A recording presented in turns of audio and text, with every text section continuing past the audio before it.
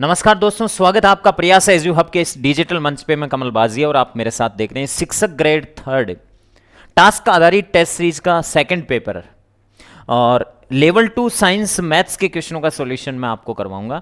तो चलो दोस्तों करते हैं स्टार्ट। पहला क्वेश्चन क्या है कि 25%, 20% और 10% के तीन क्रमवार बट्टे के समतुल्य एकमात्र यूनिक डिस्काउंट आपको बताना है। एमआरपी मान लीजिएगा 100 रुपीज है, ठीक है। एमआरपी आपने मान लिया कितने रुपीज हैं, 100 रुपीज है, ठीक है। तो लेट एमआरपी मेरे पास में 100 रुपीज है। इस पर पहला बट्टा 25% का दिया गया है। 25% डिस्काउंट देने का मतलब 100 रुपए की चीज को कितने में ले लोगे आप, 75 रुपए में। फिर अगला डिस्काउंट आप 20% का लोगे। इस पे कितने परसेंट का, 20% का। 75 रुपए पर 20% ऑफ करोगे मेरे बंधु। 20% का मतलब होता है 1/5 ऑफ, या 75 का 20%। तो 75 का 20% होता है 75 का 1/5 निकाल लो, और 1/5 बोले तो कितने रुपए, 15 रुपए। कितने रुपए, 15 रुपए और ऑफ हो जाएगा। इसमें से 60 रुपए की वस्तु बन जाएगी। 60 रुपए पर एक डिस्काउंट और लगेगा बंधु, वो लगेगा 10% का। वो इसको 10% कम करेगा, और 10% का मतलब होता है 1/10 कम करेगा। और 1/10 कम करेगा तो मेरे बंधु बता दे, ये 6 का 1/10, 60 का 1/10 होता है 6 रुपए। 6 रुपए कम करेगा तो सेलिंग प्राइस कितनी आएगी, 54 रुपए आएगी। कितनी, 54 रुपए। तो बताओ ये ओवरऑल डिस्काउंट कितना हो गया, ओवरऑल कितने रुपए का हो गया। तो ये ओवरऑल डिस्काउंट हो गया 46% का। कितने का, 46% का डिस्काउंट हो गया ओवरऑल डिस्काउंट। राइट आंसर कौन सा होगा, 46%। ओके, कई बार बच्चे इस 54 को दे देते हैं, ये तो बेचेगा इतने में, तो 46 आ जाएगा इसका आंसर। नेक्स्ट इसके बाद में अगला, एक दुकानदार 4 वस्तुएं खरीदने पर एक वस्तु फ्री देता है, डिस्काउंट परसेंटेज बताना है। ठीक है, 4 वस्तु खरीदने पर एक वस्तु फ्री देता है, डिस्काउंट परसेंटेज बताना है आपको। Buy 4 and get 1 free, get 1 free. इसका मतलब आपको 4 के पैसे देने पड़ेंगे। 4 के पैसे दोगे, एक फ्री पाओगे। मेरे बंधु बताओ, डिस्काउंट परसेंटेज का फॉर्मूला होता है डिस्काउंट अपॉन एमआरपी। डिस्काउंट कितने का है, 1 का। 1 फ्री ले लोगे और 4 आप खरीदोगे, टोटल आर्टिकल 5 ले गए, एमआरपी 5 की अकाउंट होगी। फ्री ले लिया, कोई दिक्कत नहीं है, दाम दिए वो नीचे नहीं आते हैं, नीचे आता है एमआरपी जो टोटल है, जिसमें से कुछ आपको देने पड़ेंगे, कुछ आप नहीं दोगे। जैसे 15,000 रुपए की वस्तु के 2,000 रुपए ऑफ हो रहे हैं, तो डिस्काउंट 15,000 पे निकलेगा, जिसमें से 13,000 आप दोगे भी, 2,000 नहीं भी दोगे। इसका मतलब टोटल एमआरपी 5 होगी। 5 का भाग 100 में कितनी बार, 20% इसका राइट आंसर होगा। कितना होगा, 20% इसका राइट आंसर हो जाएगा, बट्टा 20%। अगला क्वेश्चन, एक पंखे को सूची मूल्य 1500 रुपए है, सूची मूल्य पर 20% बट्टा दिया जाता है। ग्राहक को कितने प्रतिशत एक्स्ट्रा बट्टा दिया जाए कि उस पंखे के लिए 1104 रुपए पे करने पड़े। तो एक पंखे का एमआरपी कितना है, एमआरपी 1500 रुपए है, कोई दिक्कत नहीं है। एमआरपी 1500 रुपए है, एक बार उस पर डिस्काउंट 20% दिया जा रहा है।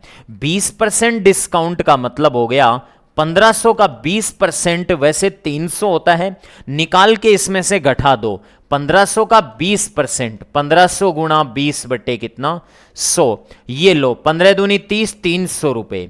या फिर 1500 का सीधा 80% निकाल लो। ठीक है, तो बताओ 1500 का 20% घटाया तो 1200 रुपए हो गया विक्रय मूल्य। ग्राहक को एक और बट्टा दिया जाता है और फिर 1104 में बेचा जाता है। ये जो बट्टा दिया गया है ये हिडन है, और फिर बेचा कितने में है, 1104 में। तो बताओ बंधु, सेकेंडरी डिस्काउंट कितने रुपए का मिल चुका है। ये यहां पे डिस्काउंट कितने रुपए का मिल गया, डिस्काउंट कितने का मिला, ये डिस्काउंट मिला है 94 रुपीज का, सॉरी 96 रुपीज का। 96 रुपीज का ये डिस्काउंट मिला है। तो बताओ बंधु, डिस्काउंट परसेंटेज कितना होगा। डिस्काउंट 96 रुपीज का मिला है, ये 1200 पर मिला है, इंटू 100 कर देंगे। ठीक बात है, तो 96 से जीरो से जीरो कट गया, 12,896। सेकेंडरी डिस्काउंट है वो कितना है, 8% हो जाएगा इसका right answer. Simple simple question चल रहे हैं अभी तो।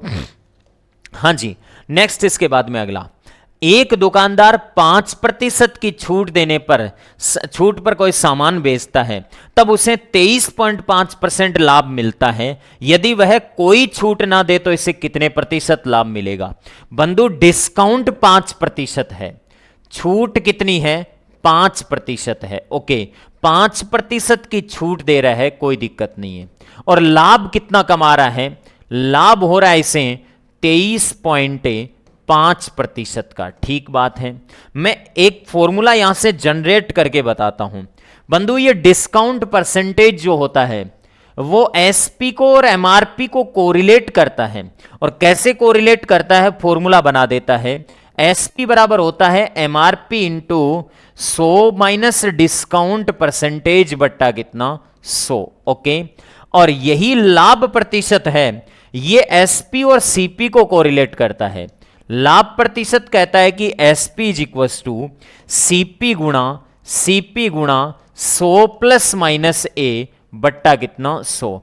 ये दो फॉर्मूले हर किसी कंपिटिटिव स्टूडेंट को याद होते हैं। ठीक है, तो बताओ बंधु, यहां पे एसपी का फॉर्मूला सेम है, तो एसपी का फॉर्मूला सेम है तो मैं ये कह सकता हूं दोनों जगह एसपी सेम होगा तो एमआरपी। अब आप कहोगे एसपी सेम क्यों होगा?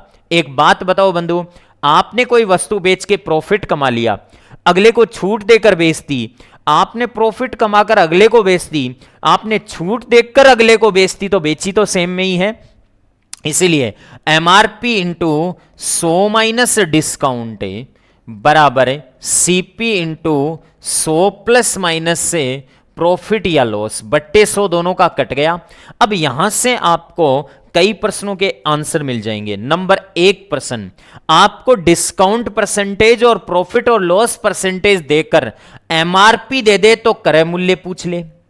तरीका तो बेसिक ये है कि एमआरपी दे दे तो पहले एसपी निकालो और एसपी और लाभ प्रतिशत को कोरिलेट करके आप सीपी निकालो, या फिर आप ऐसे कर सकते हो कि एमआरपी का मान रख के सीपी का निकाल सकते हो, सीपी का मान रख के एमआरपी का। दूसरी बात, एमआरपी और सीपी का अनुपात निकाल सकते हो, जैसा मैं अभी निकालूंगा।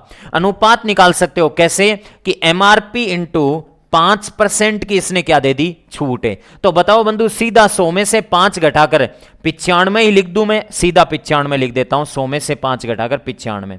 हाँ जी, बराबर क्रय मूल्य गुणा 100 में जोड़ देता हूं मैं, कितने का लाभ हो रहा है वो, तो लाभ हो रहा है 23.5% का। तो मेरे बंधु ये हो जाएगा 123.5।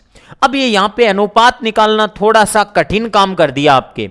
स्टार्टिंग में 2-4% इजी आ गए, अभी थोड़ा सा कॉम्प्लिकेटेड बनाने की कोशिश कर गया।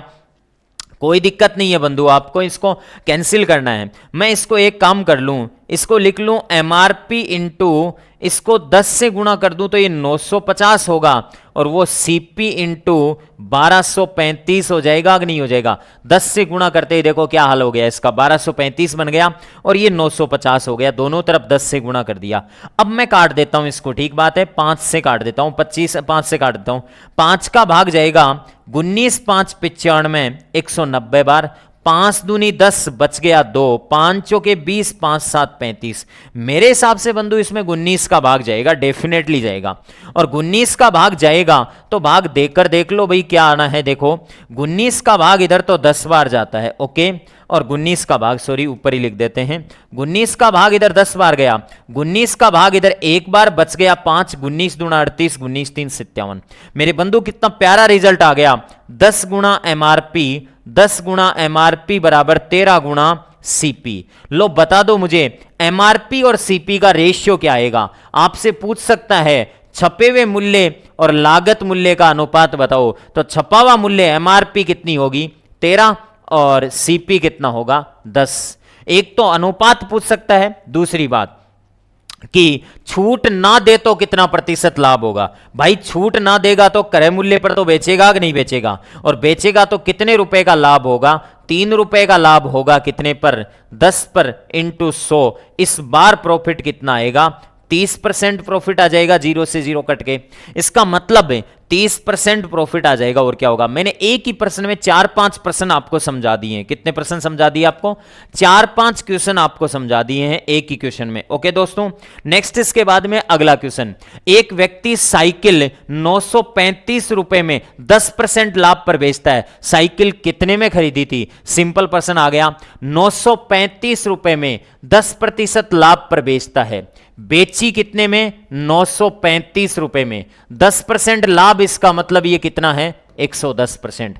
साइकिल कितने रुपए में खरीदी थी, क्रय मूल्य पूछा है, तो क्रय मूल्य हमेशा कितना परसेंट होता है, 100%। तो सीधा आप हिट कर सकते हो कि 935 रुपए 110% का मान है। हमें तो क्रय मूल्य चाहिए तो 100% चाहिए।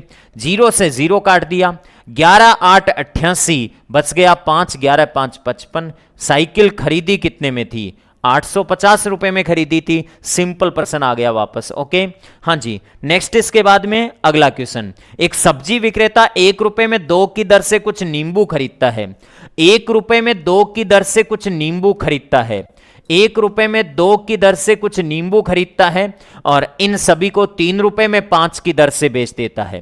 3 रुपए में 5 नींबू की दर से बेच देता है। जितने खरीदे सबको बेच दिया। तो बताओ, यहां 2 खरीदे और 5 बेचे, ऐसा नहीं होगा। ऊपर 5 से गुणा कर दो, नीचे 2 से गुणा कर दो। 10 खरीदे 10 बेचे हो जाएगा। कैसे, 5 दूनी 5 एकम 5, 5 रुपए में सब्जी विक्रेता ने 10 नींबू खरीदे हैं। ओके, और उसने 3 दूनी 6 रुपए में 6 रुपए में 10 नींबू बेच दिए। तो इसमें एक सेंस आता है कि 1 रुपए में 2 की दर से खरीदे और फिर कहता है तथा 3 रुपए में दर के इन्हें 3 रुपए में 5 की दर से इन्हें बेच देता है। मतलब सबको बेच दिया, और सबको बेच दिया तो मेरे बंधु बता, प्रॉफिट हुआ या लॉस हुआ। 5 रुपए में खरीदना, 6 रुपए में बेचना, सिंपल भाषा में बोलूं तो लाभ हो गया। और लाभ कितने का हो गया, 1 का हो गया। कितने पर, 5 पर इंटू क्या कर दो, 120% लाभ हो गया। राइट आंसर सी हो जाएगा। ओके, या फिर इसको ऐसे भी कर सकते हो, सीधा क्रॉस मल्टीप्लाई कर सकते हो, 5 और 3 दूनी 6, ऐसे भी कर सकते हो। लेकिन सारे प्रश्न नहीं होते हैं इससे, ठीक है। हाँ जी, नेक्स्ट इसके बाद में अगला क्वेश्चन, एक वस्तु को 450 रुपए में बेचने पर 25% की हानि होती है। कितने में बेचेगी 25% का लाभ हो। सिंपल वही बात कि 450 रुपए में बेचा। अभी इससे पिछले से पिछला क्वेश्चन किया था, वही क्वेश्चन आ गया। 450 रुपए में बेचा, 25% की हानि, मतलब 75% का मामला है।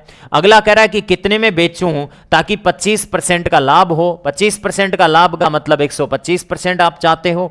तो बताओ बंधु यहां से कि 450 में भाग तो किसका लगा दूं, 75% का, और मल्टीप्लाई किससे कर दूं, 125 से। हाँ जी, 25 का भाग 3 बार, 25 का भाग 5 बार, 3 का भाग 45 में 150 बार, ये 150 को 750 रुपए आ जाएगा। तो इसको 750 रुपए में बेचो ताकि आपको 25% का क्या होगा, लाभ होगा। ओके दोस्तों, नेक्स्ट इसके बाद में अगला क्वेश्चन है कि 1 रुपए की 12 टॉफी बेचने पर 20% की हानि होती है। बंधु, मूल्य का सूत्र क्या होता है, मूल्य का सूत्र होता है अमाउंट अपॉन क्वांटिटी। क्या होता है, अमाउंट अपॉन क्वांटिटी होता है, याद रखना। मूल्य का सूत्र अमाउंट अपॉन क्वांटिटी होता है। 1 रुपए में 12 टॉफी बेच रहा है। कितनी टॉफी बेच रहा है, 1 रुपए की 12 टॉफी बेच रहा है। तो मेरे बंधु सेलिंग प्राइस आ गई 1 रुपए की, अमाउंट ऊपर और क्वांटिटी नीचे। 1 रुपए की 12 टॉफी बेच रहा है, तो 20% की हानि का मतलब ये मामला कितना परसेंट है, 80% है। अगला कह रहा है कि 20% लाभ कमाने के लिए 1 रुपए की कितनी टॉफी बेची जानी चाहिए। 1 रुपए की कितनी टॉफी, क्वांटिटी हमेशा नीचे आती है, कितनी टॉफी बेची जानी चाहिए कि 20% का लाभ हो। सिंपल भाषा में बोलूं तो वही बात है, प्रश्न पिछला और ये अलग नहीं है। बस पिछले में क्वांटिटी 1 थी, 450 रुपए में 1 वस्तु बेच रहा था, इसमें क्वांटिटी 12 है। तो बताओ 1/12 के नीचे तो कितना लिख दूं, 80, और इंटू क्या कर दूं, 120 कर दूं। ओके, लो बताओ भाई, ये 12 नीचे आएगा तो 1/12 गुणा 80 इंटू 120, 0 से 0 कट गया, 12 से 12 कट गया, उत्तरी 1/8 आ गया। 1/8 का मतलब क्या होगा? ऊपर कॉर्नर में देख लो आप, मतलब क्या होगा? मतलब ये होगा, ऊपर अमाउंट आती है और नीचे क्वांटिटी। 1 रुपए में 8 टॉफी बेचनी पड़ेगी। कितनी टॉफी बेचनी पड़ेगी? 1 रुपए में 8 टॉफी बेचनी पड़ेगी। 2 रुपए में पूछे तो 16 बोलो, 3 रुपए में पूछे तो 24 बोलो, ऐसे कोई भी प्रश्न पूछे कोई दिक्कत नहीं है। नेक्स्ट इसके बाद में अगला क्वेश्चन, एक दुकानदार 200 बल्ब 10 रुपए प्रति बल्ब के हिसाब से खरीदता है। 200 बल्ब 10 रुपए प्रति बल्ब के हिसाब से खरीदता है, तो उसकी लागत कितनी आ गई बंधु? क्रय मूल्य आ गया इसका 2000 रुपए। 5 बल्ब खराब थे, कोई दिक्कत नहीं है, उन्हें फेंकना पड़ा, कोई दिक्कत नहीं है। शेष बल्ब को 12 रुपए प्रति बल्ब के हिसाब से बेचा गया। लाभ या हानि प्रतिशत बता दो। सिंपल प्रश्न, इससे सिंपल क्या होगा? 5 बल्ब खराब निकल गए, निकल जाने दो। शेष बल्ब को, एक बात बताओ, 200 बल्बों में से 5 बल्ब गए सही, बल्ब कितने बचे? 195, और 12 रुपए के हिसाब से बेच रहा है। तो बताओ 12 रुपए के हिसाब से बेच रहा है, तो इनका विक्रय मूल्य क्या होगा? 12 पंजो 60 और 12 नम्मे 108 और 6 कितना? 114, 11 असल की, और 12 और 11 कितना हो गया? 23। 2340 रुपए में बेचने का मतलब यहां पे 340 रुपए का क्या हो रहा है बंधु? 340 रुपए का क्या कमा रहा है? लाभ कमा रहा है। तो ये पूछ रहा है प्रतिशत बताओ, तो 340 बट्टे कितना? 2000 इंटू क्या कर दो? 100 कर दो। 3 जीरो से 3 जीरो कैंसिल आउट हो गया। 17 दूनी 34 होता है। 17% का क्या हो गया? लाभ हो जाएगा। यहां पे कितने का लाभ है? 17% का क्या हो जाएगा बंधु? लाभ हो जाएगा। नेक्स्ट इसके बाद में अगला, रवि ने 2 वस्तुएं प्रत्येक को 1500 रुपए में खरीदा। रवि ने 2 वस्तुएं प्रत्येक को कितने में खरीदा? 1500 रुपए में खरीदा। रवि ने 2 वस्तु प्रत्येक को 1500 रुपए में खरीदा। पहली को भी 1500 में खरीदा और दूसरी को भी 1500 में खरीदा।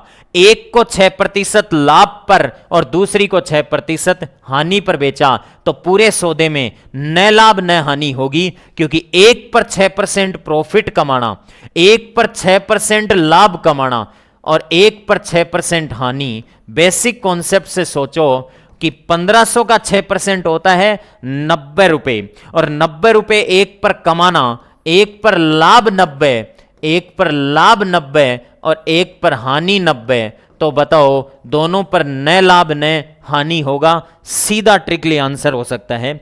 नेक्स्ट इसके बाद में अगला, किसी वस्तु को 69 रुपए में बेचने पर 8% हानि होती है, उसे 78 रुपए में बेचा जाए तो कितने प्रतिशत क्या होगा? मतलब एक वस्तु को, वही प्रश्न है, 69 रुपए में बेचने पर 8% की हानि हो रही है, तो उसी वस्तु को 78 रुपए में बेचा जाए तो क्या होगा? ये पूछा है हमें। 78 रुपए में बेचा जाए तो मेरे बंधु बताओ, 69 रुपए में बेचने पर 8% की हानि, मतलब 69 रुपए 92% है, और ये x% मान लेता हूं मैं। ठीक बात है। तो इसका मान मेरे पास में जल्द ही आ जाएगा। मैं ये कह सकता हूं, इसमें थोड़ा घुमा के लिखना पड़ेगा। 69 रुपए बराबर कितना परसेंट है? 69 रुपए बराबर है 92% है, तो 1 रुपया बराबर कितना होगा? 92% बट्टा कितना? 69। और हमें कितने का मान चाहिए? हमें मान चाहिए मेरे बंधु कितने का? 78 रुपए का, और 78 रुपए का मान चाहिए, तो 92% बट्टा 69 इंटू 78 कर दें। ठीक है, हाँ जी, लो ठीक है, कैलकुलेशन करना है। हाँ जी, कैलकुलेशन हो जाएगी। इधर देखो कैसे होगी, काट सकते हैं इनको। ठीक है, काट सकते हैं तो काट दो भाई। किससे काटेंगे इनको? 3 का भाग तो जा ही रहा है। 3 का भाग इधर 2 बार 23 बार, और 23 100 92 हो जाएगा। 3 का भाग 3 दूनी 6, 3 6 18, और 23 4 92, तो 26 4 कितना होता है? 104 हो जाएगा। और 104% का मतलब क्या होगा? 104% का मतलब होता है ऊपर वाला 4% का क्या हो गया? लाभ हो गया। 4% का लाभ कौन से ऑप्शन में है? बी ऑप्शन इसका क्या हो जाएगा दोस्तों? राइट आंसर हो जाएगा। नेक्स्ट इसके बाद में अगले क्वेश्चन पे चलते हैं। एक दुकानदार वस्तु को 8% हानि पर बेचने की बजाय 7% लाभ पर बेचता है, तो उसे 615 रुपए अधिक प्राप्त होते हैं। वस्तु का क्रय मूल्य हमेशा 100% होता है। कितना होता है? 100%। एक दुकानदार वस्तु को 8% हानि पर बेच ही रहा था, तुझे बिना पूछे 8% हानि पर दुकानदार बेच रहा था। तू विद्वान है, तेरे को पूछा नहीं और उसको 8% की हानि हो ही रही थी। तू ज्ञानी सामने आया उसके, और तूने एक बात बोली कि 7% लाभ पर बेचो। बेचो इसको, और 7% लाभ पर बेचे मेरे बंधु। 7% लाभ का मतलब विक्रय मूल्य कितना होगा? 107% होगा परसेंटेज में। 7% लाभ में बेचे तो 615 रुपए अधिक प्राप्त होते हैं। तो मुझे यह बता दे कि यहां से कितने रुपए ज्यादा प्राप्त हो रहे हैं। 8 और 7 कितने हो गए? 15% ज्यादा है। कितना परसेंट ज्यादा है? 15% ज्यादा है। यही 15% ज्यादा किसके बराबर कर दूंगा? 15% का मान किसके बराबर कर दूंगा? 615 के बराबर कर दूंगा। तो क्रय मूल्य तो पूछा नहीं है आपको, कह रहा 20% लाभ कमाने के लिए, 20% लाभ कमाने के लिए विक्रय मूल्य होगा 12%। लाभ कमाने के लिए विक्रय मूल्य कितना होगा? 112%। तो 112% की वैल्यू निकाल दूंगा मैं। 112% की वैल्यू आएगी 615/15 इंटू कितना कर दो? 112। 15 का भाग लगा दो। 15 चौके 60 आता है, 15 चौके 60 आता है, और 15 एकम 15 41। 41 का डबल होता है 82। 8 असल की कैरी फॉरवर्ड करेगी। 41 और 8 कितना? 49 हो जाएगा। और फिर 4 कैरी फॉरवर्ड करेगा, और 41 और 4 कितना? 45। तो क्रय मूल्य नहीं पूछा हमें, सीधा विक्रय मूल्य पूछा है। तो 4592 रुपए राइट आंसर कौन सा होगा? तीसरा हो जाएगा इसका, 4592 रुपए। नेक्स्ट इसके बाद में अगले क्वेश्चन पे चलते हैं। एक दुकानदार 1 किलोग्राम के स्थान पर 800 ग्राम बाट का प्रयोग करता है। 1 किलोग्राम के स्थान पर 800 ग्राम बाट का प्रयोग करता है। कितने ग्राम है? 800 ग्राम बाट का प्रयोग करता है। तो माल को लागत मूल्य पर बेचने का दावा करता है, तो लाभ प्रतिशत। बेईमानी संबंधित प्रश्नों में लाभ प्रतिशत का सूत्र होता है कम तोला गया वजन। कौन सा वजन है? कम तोला गया वजन।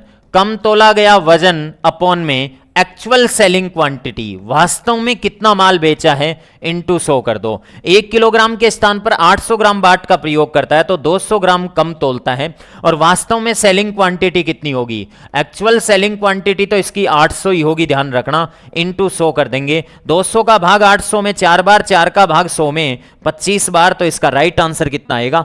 25% आ जाएगा। ठीक बात है। कितना आएगा? 25% उसका क्या हो जाएगा? लाभ हो जाएगा। ठीक बात है। रवि ने 2 वस्तुएं प्रत्येक को 1500 रुपए में खरीदा। कोई बात नहीं है, ये प्रश्न और न लाभ न हानि वाले में थोड़ा अंतर है, और वो अंतर क्या है आप देखना। ये रवि ने 2 वस्तुएं प्रत्येक को 1500 रुपए में खरीदा। पहली वस्तु को भी 1500 में और दूसरी वस्तु को भी कितने में? 1500 में। पहली पर उसे 6% का लाभ हुआ, और दूसरी पर उसे 4% की क्या हुई? हानि। चलो डेटा तो रख ही लेता हूं। पहली पर लाभ 6% बोला है, और दूसरी पर हानि कितनी बोली है? 4%। क्रय मूल्य समान हो तो एक ट्रिक काम करती है यहां पे, और वो ट्रिक क्या काम करती है? वो ट्रिक ये काम करती है बंधु कि 6% लाभ और 4% हानि, 6% कमाना और 4% घाटा खाना, तो ओवरऑल आपको 2%, 6% का लाभ प्लस का 6 और माइनस का 4, ओवरऑल मुझे 2% मिला है प्लस में। लेकिन ये 2 वस्तुओं पर मिला है, तो इस 2% में 2 का भाग लगाऊंगा तो 1% ओवरऑल क्या रह जाएगा? प्रॉफिट। तो 1% लाभ हो जाएगा। अगर आप अपने तरीके से करना चाहते हो तो दोस्तों ऐसे भी कर सकते हो कि पहली वस्तु का विक्रय मूल्य क्या होगा? वही बात, 1500 रुपए क्रय मूल्य है। क्रय मूल्य हमेशा 100% होता है, तो 100 का भाग लगा दो और विक्रय मूल्य 106% होगा। और यहां पे विक्रय मूल्य कितना होगा? 1500 बट्टे क्रय मूल्य 100% होता है, और विक्रय मूल्य 4%, हानि का मतलब 96% होगा। अब तरीका ये लॉन्ग है तो है भाई, देखो 2 जीरो से क्या काट दो? 2 जीरो, या फिर 6% निकाल के जोड़ लो और 4% निकाल के घटा दो। हाँ जी, 15 6 कितना होता है? 90। तो ये आ गया दोस्तों 90, और 1590 रुपए हो गया। ठीक है। और ये 2 जीरो से 2 जीरो कट गया, और ये फिर वापस 15 6 90, 9 कैरी फॉरवर्ड कर गया। 15 9 135, 135 और 9 144 आ गया। ठीक बात है। हाँ जी, तो बताओ दोस्तों यहां से दोनों का विक्रय मूल्य कितना आ गया? टोटल विक्रय मूल्य 1500 और 1400 कितना हो गया? 2900। 2900 और ये 3030 रुपए आ गया। 3000 कितना? 30। 3030 कितने रुपए की टोटल लागत पर 3000 की पर 3000 की लागत पर तुमने 30 रुपए कमाया है, तो ये लॉन्ग मेथड है थोड़ा सा। 30 रुपए कमाया है 3000 पे, बट आंसर तो आ ही जाता है इंटू 100। 1% आएगा, 3 जीरो से 3 जीरो और 3 से 3 कट गया, तो 1% लाभ आएगा। दोनों तरीके से क्वेश्चन को बता दिया है मैंने। इसके बाद में अगला क्वेश्चन, यदि सोहन 2 बकरियों को समान मूल्य पर बेचता है, सिंपल क्वेश्चन, देखना इधर देखना, सोहन 2 बकरियों को समान मूल्य पर बेचता है, दोनों का विक्रय मूल्य समान है मेरे बंधु, कोई दिक्कत नहीं है। एक पर उसे 10% लाभ होता है, एक पर लाभ हो रहा है उसे कितना परसेंट है, 10% है, और दूसरी पर हानि 10% हो रही है, हानि कितनी, 10%। सीधा एक ट्रिक पढ़ते हो आप क्लासरूम में कि 2 वस्तुएं प्रत्येक का विक्रय मूल्य समान हो, एक पर 10% लाभ और दूसरे पर 10% हानि, तो संपूर्ण सौदे में x² बटा 100% की लॉस होता है, ठीक है।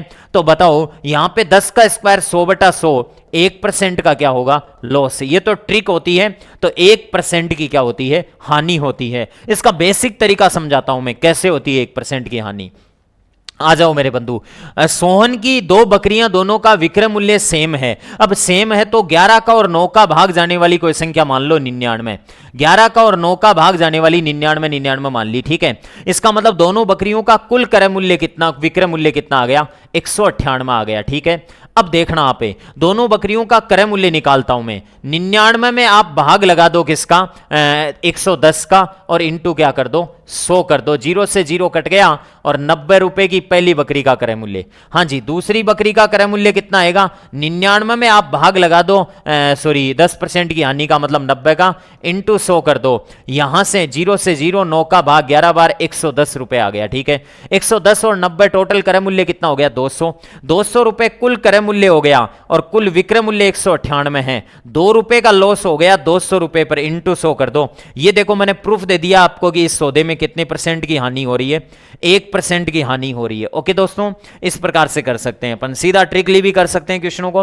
हाँ जी, एक वस्तु को 96 रुपए में बेचने पर दोगुना लाभ मिलता है यदि उसे 84 रुपए में बेचा जाए।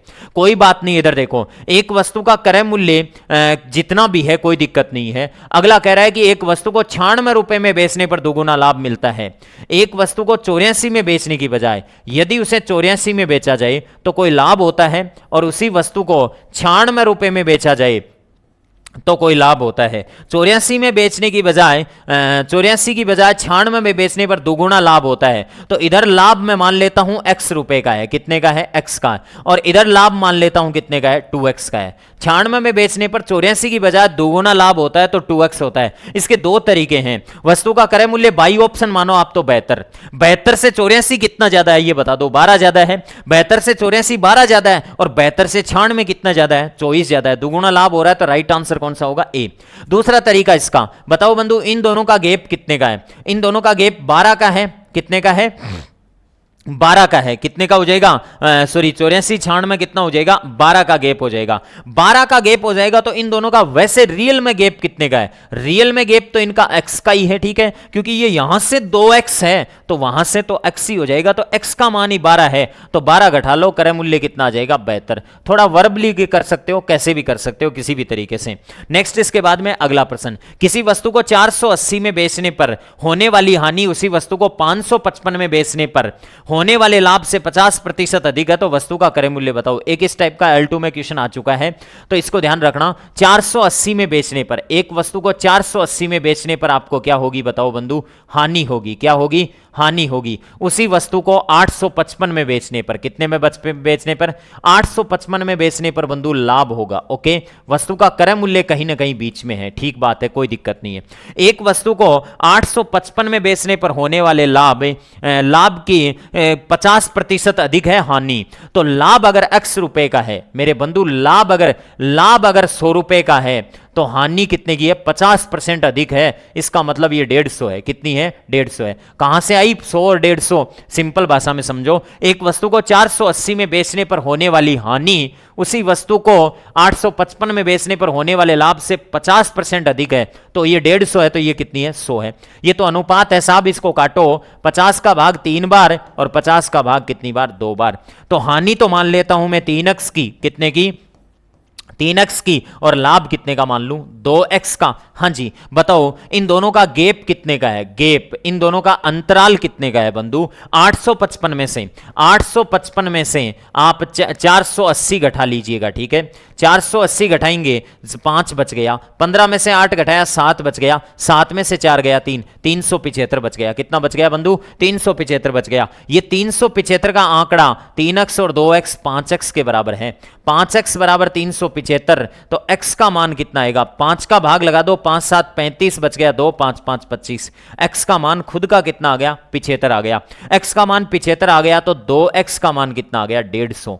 2x का मान 150 आ गया, और 3x का मान कितना आ गया, 225। ठीक बात है। मैं तो ये कहना चाह रहा हूं आपको कि यहां पे ये 150 अगर घटा लो तो क्रय मूल्य सीधा आ जाएगा। 855 में से 150 रुपए घटा लो, लाभ घटा लेते हैं विक्रय मूल्य में से, तो बताओ 700 कितना आ जाएगा, 5 आ जाएगा। 705 वस्तु का क्या आ जाएगा, क्रय मूल्य आ जाएगा, जो कि कौन से ऑप्शन में है, ए ऑप्शन में है, जो राइट हो जाएगा। नेक्स्ट इसके बाद में अगला क्वेश्चन क्या है, एक दुकानदार 10% लाभ लेकर चावल बेचता है एवं जिस बाट का प्रयोग करता है 20% कम तोलता है।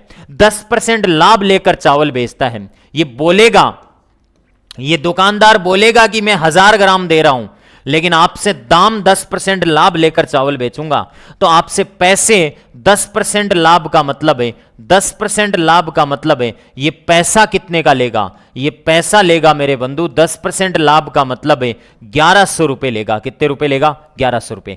आपसे 10% लाभ पर चावल बेचने का मतलब है कि बोलेगा 1000 ग्राम, लेकिन 10% लाभ पर बेचता है तो 1100 रुपए के दाम लेगा। ठीक है, जैसे आपको कई बार लगता है कि यार ये पैसे तो ज्यादा ले रहा है, कोई दिक्कत नहीं है, लेकिन चीज तो सही दे रहा होगा। हाँ जी, लेकिन ये चीज भी सही नहीं दे रहा है, जिस बाट का प्रयोग करता है 20% कम तोलता है।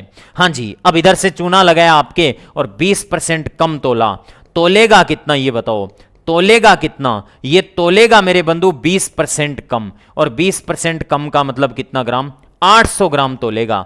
अब एक बात बता दो कि ये बोला 1000 ग्राम, दाम ले लिए इसने 1100 ग्राम के, लेकिन आपको हाथ में 800 ग्राम ही मिला है।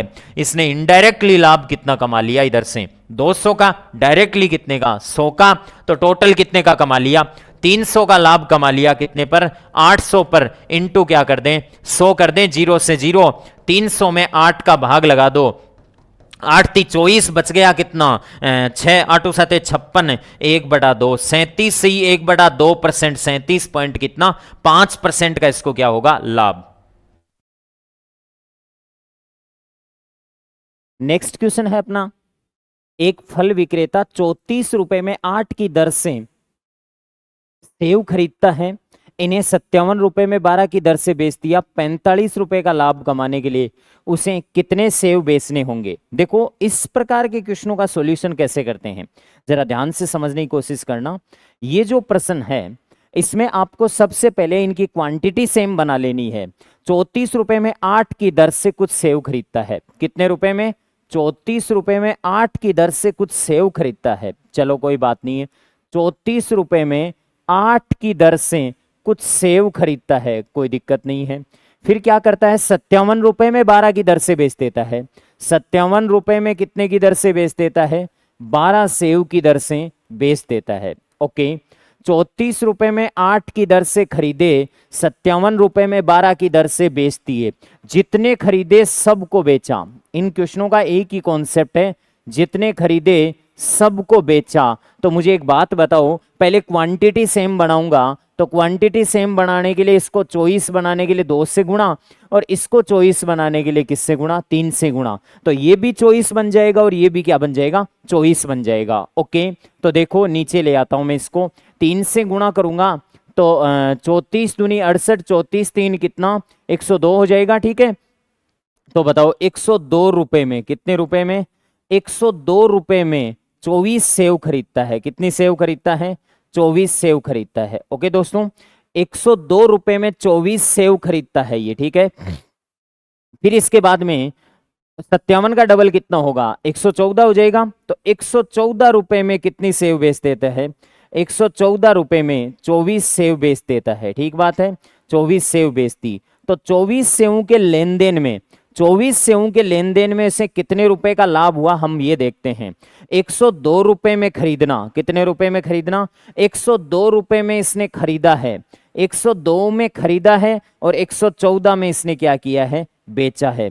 102 में खरीदकर 114 में बेचना, लाभ कितने रुपए का हो रहा है बताओ, लाभ का, लाभ कितने का हो रहा है, 12 रुपए का हो रहा है, 12 रुपए का लाभ हो रहा है। इसे लाभ कितने रुपए का कमाना है, 45 रुपए का कमाना है। देखो भाई क्या कहना चाह रहा है, 12 की बजाय इसको लाभ कितने रुपए का कमाना है, 45 का। जब 45 का लाभ कमाना है मेरे बंधु, 12 का नहीं कमाना, इसको कितने का कमाना है, 45 का।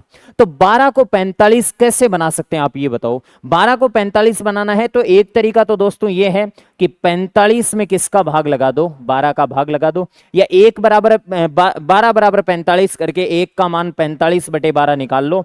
तो 45 बटे 12 से मल्टीप्लाई कर देता हूं मैं इसको, ठीक बात है। 45 बटे 12 से इसको मल्टीप्लाई करा तो क्वांटिटी को भी करना पड़ेगा 45 बटे 12 से। ये लो 45 बटे 12 से मल्टीप्लाई कर दिया और 45 बटे 12 से इसको भी मल्टीप्लाई कर दो और इसको मल्टीप्लाई करोगे आप 45 बटे 12 से, तो जितने खरीदे उतने ही बेचेगा। उसे कितने सेव बेचने होंगे, कोई फर्क नहीं पड़ता दोस्तों इस बात से कि आप चाहो तो इसको भी कर सकते हो, ठीक है। हाँ जी चलो इसको दोबारा ही बता देता हूं मैं, क्वेश्चन को इरेज हो गया क्वेश्चन। हाँ जी देखो 34 रुपए में 8 की दर से कुछ सेव खरीदता है, 34 रुपए में कितने की दर से, 8 की दर से कुछ सेव खरीदता है और 57 रुपए में 12 की दर से बेच देता है। 57 रुपए में कितने की दर से, 12 की दर से। जितने खरीदे सबको बेचा, तो क्वांटिटी सेम बनाने के लिए इधर 3 से गुणा और इधर किससे गुणा, 2 से गुणा। ओके दोस्तों तो बताओ 3 से गुणा करेंगे, 34 3 कितना होता है, 102 रुपए में इसने 24 सेव खरीदे हैं और 57 का डबल कितना होता है, 114 रुपए में, 114 रुपए में 24 सेव इसने बेचे हैं। तो मुझे ये बताओ कि इसने जितने खरीदे सबको बेच दिया, लेकिन इस सिलसिले में इसको लाभ कितने का हुआ, क्योंकि इतने में इसने खरीदा है और इतने में इसने क्या किया है, बेचा है। तो इस सिलसिले में इसको लाभ हुआ है 12 रुपए का, कितने का, 12 रुपए का लाभ हुआ है। 12 का नहीं चाहिए इसको, लाभ कितने का चाहिए, 45 का चाहिए। तो 12 को 45 कैसे बना सकते हो आप, 45 में 12 का भाग लगा दो या इसको 45 बटे 12 से गुणा कर दो। तो इसको 45 बटे 12 से आप गुणा करोगे तो बेचे कितने सेव, इसको भी 45 बटे 12 से मल्टीप्लाई कर दो और 45 बटे 12 से मल्टीप्लाई करोगे तो बताओ मुझे यहां से 24 को भी 45 बटे 12 से मल्टीप्लाई कर दो। तो 45 बटे 12 से मल्टीप्लाई करोगे, 12 का भाग 2 बार और 45 का डबल कितना हो जाएगा, 90 सेव। कितने सेव बेचे इसने, 90 सेव खरीद कर बेचे। यहां इस प्रश्न में और पीछे जो आपने प्रश्न इस टाइप का सोल्व किया उसमें क्या फर्क है, उसमें सिर्फ लाभ प्रतिशत पूछता है तो उसमें क्रॉस मल्टीप्लाई भी अपन कर सकते हैं, किया था अपन ने, ठीक है। या फिर उसमें लाभ प्रतिशत पूछे तो लाभ बट्टा क्रय मूल्य इंटू क्या कर दो, 100 कर दो, ठीक है। यहां ये कह रहा है कि इतने रुपए का लाभ। इस टाइप के प्रश्न और भी मैं आपके साथ शेयर करूं तो इस प्रकार का प्रश्न बन सकता है कि एक व्यक्ति 3 रुपए में 4 की दर से कुछ वस्तुएं खरीदता है, 4 रुपए में 3 की दर से इन सबको बेच देता है, ओके दोस्तों। 4 रुपए में 3 की दर से इन सबको बेच देता है और इस प्रकार उसको टोटल लाभ, सपोज इस प्रकार से आपको कह दे कि टोटल लाभ इसको मान लीजिएगा आपको 35 रुपए का हुआ। तो बताओ इसने कितनी वस्तुएं खरीदी थी, टोटल लाभ 35 का हुआ। तो आपको सबसे पहले इनकी क्वांटिटी सेम बनानी है। 3 रुपए में 4 की दर से खरीदा और 4 रुपए में 3 की दर से बेचा, तो ऊपर हम गुणा कर देते हैं 3 से, नीचे गुणा कर देते हैं किससे, 4 से। तो 12 क्वांटिटी हो गई, कितनी हो गई, 12। अब 12 क्वांटिटी के लिए 9 रुपए पे करने पड़े, 12 क्वांटिटी के लिए 9 रुपए पे करने पड़े और 16 रुपए आपने इनके प्राप्त कर लिए 12 क्वांटिटी के। तो कितने रुपए आपके पास में बच गए, 7 नहीं, आपको 35 बचाना है तो 5 गुना लाभ कमाना है तो 5 गुना ही वस्तुएं क्रय करनी पड़ेगी, बेचनी पड़ेगी। तो 12 पंजियों कितनी हो जाएगी, 60। ये इस टाइप का मैंने सेम टू सेम एग्जाम्पल दे दिया जो आपका प्रश्न आया है इस पर, ठीक बात है। ओके दोस्तों तो ये इस प्रकार से इस प्रश्न को कर सकते हैं, मतलब थोड़ा सा एडवांस है, ये थोड़ा सा एडवांस है, ध्यान रखना इसको। ओके जब गलत भी हो गया कोई दिक्कत नहीं, आपका नहीं पढ़ा हुआ तो इसको आगे से ध्यान रख लेना। ओके, फिर अगला क्वेश्चन क्या है, 12 संतरे बेचने पर एक विक्रेता को 3 वस्तुओं के विक्रय मूल्य के बराबर लाभ होता है, तो लाभ प्रतिशत बताओ। इस प्रकार के प्रश्न 4 टाइप के प्रश्न बनते हैं, 4 या 5 टाइप के प्रश्न भी बन जाते हैं। लाभ पूछे तो लाभ का सूत्र लिख लो, विक्रय मूल्य माइनस क्रय मूल्य। लाभ का सूत्र होता है विक्रय मूल्य माइनस क्रय मूल्य। ओके, लाभ पूछे तो लाभ का सूत्र लिख दो और हानि दे तो हानि का सूत्र लिख दो। ओके दोस्तों, अब इसके बाद में आपको क्या करना है कि 12 संतरे बेचे हैं। अब 12 संतरे बेचे हैं तो बंधु 12 संतरों का विक्रय मूल्य और 12 संतरों का क्रय मूल्य लिखना पड़ेगा। अब 12 संतरों का विक्रय मूल्य 12 एसपी हो जाएगा मान लो, और 12 संतरों का क्रय मूल्य 12 सीपी। ये कब हो जाएगा, जब एक वस्तु का विक्रय मूल्य एसपी और एक वस्तु का क्रय मूल्य क्या है, सीपी है। तो 12 वस्तुओं का लेन देन, 12 वस्तुओं के विक्रय मूल्य में से 12 वस्तुओं का क्या घटा लिया, क्रय मूल्य। अब ये लाभ किसके बराबर दे रहा है ये बताओ, 3 वस्तुओं के विक्रय मूल्य के बराबर। 3 वस्तुओं के विक्रय मूल्य के बराबर दे तो 3 एसपी कर दो लाभ का मान, और 3 वस्तुओं के क्रय मूल्य के बराबर देता तो 3 क्या करता, सीपी करता। हानि देता तो हानि का सूत्र लिखता, उसमें क्रय मूल्य पहले आता है विक्रय मूल्य बाद में।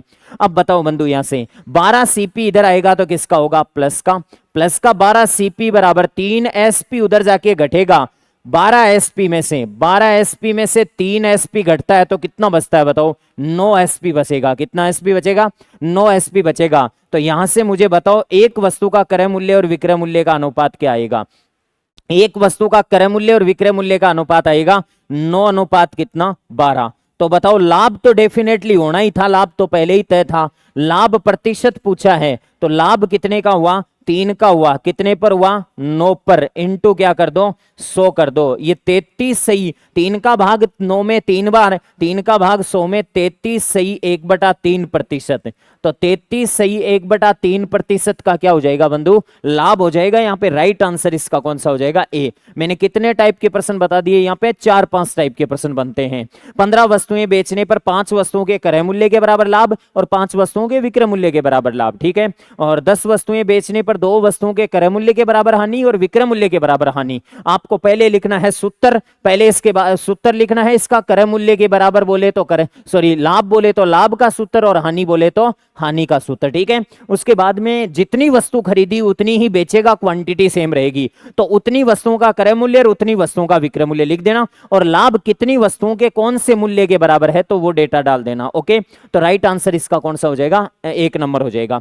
नेक्स्ट इसके बाद में अगला क्वेश्चन, किसी घड़ी को अंकित मूल्य पर 10% की छूट देने के बाद में उसका घड़ी का मूल्य 1080 रुपए है। यदि छूट न दी जाती तो दुकानदार को कितना प्रतिशत का लाभ होता है, 20% का लाभ होता है। घड़ी का क्रय मूल्य कितना है। बहुत ही सिंसियरली ऐसे प्रश्नों को करना होता है, जल्दबाजी में ऐसे प्रश्न क्या हो जाते हैं, गलत हो जाते हैं। ये कह रहा है कि किसी घड़ी का अंकित मूल्य पर 10% की छूट देने के बाद घड़ी का क्रय मूल्य, घड़ी का मूल्य कितना है, 1080। मेरे बंधु एक बात बताओ कि घड़ी के अंकित मूल्य पर 10% की छूट देने पर, अंकित मूल्य अभी हमें नहीं पता, लेकिन 10% की छूट देने के बाद में घड़ी का मूल्य कितना है, ये 1080 है। तो यहां से अंकित मूल्य निकाल सकते हैं। मतलब 1000 जो 80 है ना, 1080 में 10% छूट है, और 10% छूट है तो ये 90% का ही मान है। तो 1080 तो 90% का ही मान है।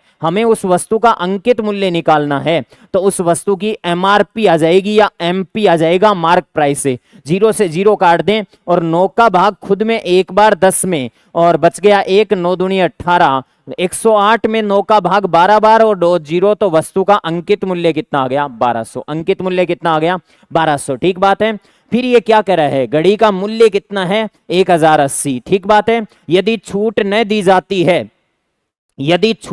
जाती है तो 20% का लाभ होता है। दुकानदार को 20% का क्या हो जाता है, लाभ हो जाता है। यदि छूट न दी जाती है तो दुकानदार को 20% का क्या हो जाता है दोस्तों, लाभ हो जाता है। घड़ी का क्रय मूल्य निकालना है, ठीक है। छूट न दी जाती है, ये तो वस्तु का अंकित मूल्य है, ठीक बात है। छूट न दी जाती है तो कितने प्रतिशत का लाभ होता है? 20% का। तो छूट न दी जाती है तो 20% का लाभ हो जाता है। इसका मतलब छूट न दी जाती है तो एमआरपी पर ही बेची जाती है। हमने क्या निकाला है वस्तु का? एक बात बताओ। हमने ये निकाला है कि एक वस्तु पर 10% की छूट देने पर घड़ी का मूल्य 1080 है। इसका मतलब उसका एमआरपी कितना है? 1200 रुपए है। छूट न दी जाती है। मैं इस बात को थोड़ी अंडरलाइन करके आपको समझाता हूं कि छूट न दी जाती है, छूट न दी जाए, छूट न दी जाए इसका मतलब क्या है? छूट न दी जाए इसका मतलब है कि अंकित मूल्य पर बेचा जाए। किस पर बेचा जाए? अंकित मूल्य पर बेचा जाए। कौन से मूल्य पर बेचा जाए? अंकित मूल्य पर। अंकित मूल्य पर बेचा है। छूट न दी है तो अंकित मूल्य पर बेचा है। और एक बात इसने खुद ने बोल दी कि छूट न दी जाए तो दुकानदार को 20% का लाभ होता है। इसका मतलब छूट न दी जाए तो अंकित मूल्य पर बेचा है। इसका मतलब अंकित मूल्य पर बेचा है तो हम कह सकते हैं कि विक्रय मूल्य कितना है? 1200 रुपए। विक्रय मूल्य 1200 रुपए और लाभ कितना है? 20%। लाभ कितना है? 20%। ये लो, राज की बात यहां से निकल कर आ गई। ठीक बात है। बहुत ही सिंपल प्रश्न बन गया। देखो कैसे कि एक घड़ी पर अंकित मूल्य पर 10% की छूट दे दी। ठीक बात है। और उसका मूल्य कितना कर दिया? 1080। इसका मतलब अंकित मूल्य कितना है? 1200। अब कह रहा है छूट न दी जाए तो 20% का लाभ होता है। छूट न दी जाए तो बेचेगा किसमें? अंकित मूल्य पर ही बेचा है। और अंकित मूल्य खुद ही क्या बन गया? विक्रय मूल्य बन गया। देखो मैंने विक्रय मूल्य बना दिया अंकित मूल्य को ही, वो पड़ा अंकित मूल्य। और 20% का लाभ हुआ है। क्रय मूल्य बताओ। लो भाई, क्रय मूल्य सिंपल वे में आ जाएगा। 1200 में ही बेचे और 20% का लाभ कमाए तो 120% का मान है। 100% का मान निकाल लो आप। 0 से 0 कैंसिल आउट कर दो। 12 का भाग 10 बार चला जाएगा और 100 से गुणा करोगे। वस्तु का अंकित मूल्य सिंपल वे में कितना आ गया? 1000 रुपए। इसका क्या हो गया दोस्तों? राइट आंसर हो गया। नेक्स्ट, इसके बाद में अगला चलता हूं मैं अगले क्वेश्चन पे। सिंपल भाषा में क्या है कि एक वस्तु पर 10% की छूट दी और 1080 उसका मूल्य बना दिया। इसका मतलब छूट न देता तो उसका एमआरपी कितना होता? 1200। और 1200 एमआरपी होता तो उसको 1200 पर ही बेचा होता, क्योंकि छूट न दी जाए तो 1200 पर ही बेचेगा। और 1200 पर बेचेगा तो 20% का लाभ होगा। और 1200 पर बेचने पर 20% का लाभ, इसका मतलब क्रय मूल्य कितना होगा? 1000 रुपए होगा। नेक्स्ट, इसके बाद में अगले क्वेश्चन पे चलते हैं। किसी वस्तु को बेचने पर एक व्यक्ति को विक्रय मूल्य के 25% के बराबर लाभ होता है। विक्रय मूल्य के 25% के बराबर लाभ होता है। बंधु, इस लाइन को मैं यहां ले आऊं और 25% को मैं तोड़ दूं। 25% का मतलब होता है 1 बटा कितना? 25 बटा कितना? 100 या 1/4। यहां पे 25% के बराबर लाभ होता है। लाभ 25 रुपए का हुआ है और विक्रय मूल्य कितना है बंधु? विक्रय मूल्य 100 रुपए है। कौन कहता है विक्रय मूल्य 100 रुपए है? क्यों है भाई 100 रुपए विक्रय मूल्य? क्योंकि कह रहा है कि विक्रय मूल्य के 25% के बराबर लाभ होता है। ठीक है। वैसे लाभ प्रतिशत हमेशा क्रय मूल्य पर होता है, लेकिन यहां पे ये विक्रय मूल्य पर निकाला गया है। इसका लाभ प्रतिशत कितना होगा? देखो बंधु, इसका लाभ प्रतिशत है, लाभ प्रतिशत वास्तविक लाभ प्रतिशत, ऐसे कहते हैं कि वास्तविक लाभ प्रतिशत। कौन सा लाभ प्रतिशत है? वास्तविक लाभ प्रतिशत हमेशा, वास्तविक लाभ प्रतिशत हमेशा क्रय मूल्य पर निकलता है। किस पर निकलता है? क्रय मूल्य पर निकाला जाता है। वास्तविक लाभ प्रतिशत हमेशा किस पर निकाला जाता है? क्रय मूल्य पर निकाला जाता है। ठीक है। तो वास्तविक लाभ प्रतिशत, लाभ प्रतिशत का सूत्र होता है मेरे बंधु लाभ बट्टा क्रय मूल्य। कौन सा? लाभ बट्टा क्रय मूल्य इंटू 100। लेकिन एक बात बता दूं आपको कि अगला आपको वास्तविक देखकर यह भी पूछ सकता है कि विक्रय मूल्य आधारित लाभ प्रतिशत कितना है, यह भी ध्यान रखना। मैं बता दूंगा अभी एग्जांपल देके। तो बताओ 25 रुपए का लाभ हो रहा है और 100 में किसी चीज को बेची, इसका मतलब खरीदी कितने में थी? 75 में खरीदी थी, इंटू क्या कर दो 100। 25 का भाग 3 बार 100 में 33 सही 1/3% इसका वास्तविक लाभ प्रतिशत होगा। ठीक है। राइट आंसर कौन सा होगा? डी होगा। एक प्रश्न और समझाता हूं मैं, इससे उल्टा समझा रहा हूं, ध्यान रखना। आपको कोई कह दे कि किसी वस्तु को बेचने पर 10% का लाभ होता है, कोई बात नहीं है, आप कह देना कि 10% का लाभ होता है, तो इसका मतलब है कि 10 बटा कितना? 100। और यहां पे 10% का लाभ है, 10% का लाभ होता है तो 10/100। यहां पे 10 तो लाभ हो जाएगा और 100 क्या हो जाएगा? क्रय मूल्य। तुम कहोगे सर कभी तो आप नीचे क्रय मूल्य लिख देते हो, कभी विक्रय मूल्य। मैं नहीं लिख रहा हूं, प्रश्न लिखवा रहा है मेरे से। कह रहा है एक वस्तु को बेचने पर 10% लाभ होता है, और जनरली लाभ प्रतिशत में हमेशा नीचे क्या आता है, क्रय मूल्य आता है। ये कदे विक्रय मूल्य आधारित लाभ प्रतिशत बताओ, तो विक्रय मूल्य आधारित लाभ प्रतिशत में लाभ ऊपर ही आएगा मेरे बंधु, प्रॉफिट ऊपर ही आएगा, नीचे विक्रय मूल्य इंटू 100 होगा। ठीक है, तो लाभ 10 ही होगा, 10 100 में खरीदी और 10 का लाभ तो 110 में बेची और इंटू क्या कर दो 100, ये 9 से ही 1/11% आ जाएगा। ये इस प्रश्न का उल्टा प्रश्न है, जबकि ये वो है जो विक्रय मूल्य के 25% के बराबर लाभ वाला है। ठीक है, तो इसका मतलब नीचे क्या होगा, विक्रय मूल्य, और वास्तविक लाभ प्रतिशत में नीचे क्रय मूल्य। दो प्रकार के प्रश्न बन गए। इसका मतलब कि वास्तविक दे दे और विक्रय मूल्य आधारित पूछ ले तो नीचे विक्रय मूल्य लिखना पड़ेगा निकालते समय, और अगर विक्रय मूल्य आधारित दे दे और वास्तविक पूछ ले तो नीचे उसमें विक्रय मूल्य है, हमें नीचे क्रय मूल्य लिखना पड़ेगा। ओके, नेक्स्ट इसके बाद में अगले प्रश्न पे चलता हूं। प्रश्न क्या बोल रहा है, किसी वस्तु को 20% लाभ के बदले 15% हानि पर बेचता है तो 700 रुपए कम मिलते हैं, क्रय मूल्य ज्ञात करो। इस टाइप का सा एक प्रश्न अपन ने किया था। हाँ जी, वस्तु का क्रय मूल्य हमेशा कितना परसेंट होता है, 100% होता है। कितना परसेंट होता है, 100% होता है। तो अपन एक बात बोल सकते हैं यहां से कि एक वस्तु को बेचने पर 20% लाभ के बदले 20% लाभ, मेरे बंधु 20% लाभ का मतलब विक्रय मूल्य होता है 120%। कितना होता है, 20% लाभ का मतलब ही विक्रय मूल्य 120% होता है परसेंटेज में। ठीक है, 15% हानि पर कोई बेचे, 20% लाभ के बदले 15% हानि पर बेचे, बेच वही 15% हानि पर बेच तू, वो कह रहा है कि मैं 15% हानि पर बेचूं, तो उसका विक्रय मूल्य कितना हो जाएगा, 85% हो जाएगा। कहां वो कितने पर बैठा है, 120 पर, और कहां वो कहां चला जाएगा, 85 पर। 120 से 20 कम 100, 100 से 15 कम है 85। इसका मतलब टोटल कितना कम हो गया मेरे बंधु, 35% कम हो गया। कितना परसेंट कम हो गया, 35% कम हो गया। और ये 35% कम कितने रुपए के बराबर है, 700 रुपए के बराबर है। इतने में बेचने की बजाय इतने में बेचेगा तो 35% कम मिलेगा। ये 35% 700 के बराबर है, तो 700 में 35 का भाग लगा दो, और क्रय मूल्य पूछा है तो क्रय मूल्य हमेशा कितना परसेंट होता है, 100% होता है। तो 100 से मल्टीप्लाई, 35 का भाग 20 बार, 20 को 100 से गुणा करोगे कितना, 2000 रुपए आ जाएगा। वस्तु का कौन सा मूल्य, यहां पे क्रय मूल्य आ जाएगा कितना, 2000 रुपए। ओके दोस्तों, नेक्स्ट इसके बाद में अगले प्रश्न पे चलते हैं। सिंपल प्रश्न था, किसी वस्तु को 144 रुपए में बेचने पर, किसी वस्तु को 144 रुपए में बेचने पर होने वाले लाभ प्रतिशत का संख्यात्मक मान क्रय मूल्य के बराबर है। लाभ प्रतिशत का संख्यात्मक मान है क्रय मूल्य के बराबर है। इसका मतलब एक वस्तु का विक्रय मूल्य कितना है मेरे बंधु, 144। दो तरीके से बता देता हूं इस प्रश्न को। विक्रय मूल्य 144 है, दूसरी बात है लाभ प्रतिशत क्रय मूल्य के बराबर है। क्रय मूल्य मान लिया x रुपए, कितने रुपए, x रुपए, तो लाभ प्रतिशत कितना है मेरे बंधु बताए, लाभ x प्रतिशत है। आपको एक सूत्र तो आता होगा, विक्रय मूल्य क्रय मूल्य, विक्रय मूल्य बराबर है क्रय मूल्य गुणा 100 प्लस माइनस लाभ या हानि प्रतिशत बटा कितना, 100। हाँ जी, विक्रय मूल्य की जगह तो मैं 144 लिख दूं, विक्रय मूल्य की जगह 144 लिख दूं, क्रय मूल्य का मान x है ही, लाभ प्रतिशत भी x% ही है, तो 100 प्लस कितना होगा x।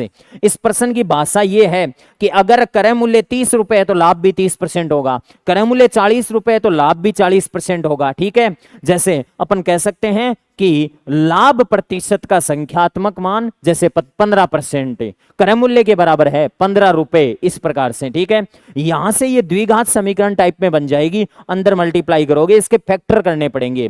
तो ऐसे क्वेश्चनों को बाई ऑप्शंस कर लेना चाहिए। क्या कर लेना चाहिए, बाई ऑप्शंस कर लेना चाहिए ऐसे क्वेश्चनों को। और बाई ऑप्शंस कैसे करोगे मेरे बंधु, एक बात बताओ, वस्तु का क्रय मूल्य पूछा है तो क्रय मूल्य ऑप्शनों में दिया हुआ होगा, और क्रय मूल्य हम मान लेते हैं कितने रुपए है, 180।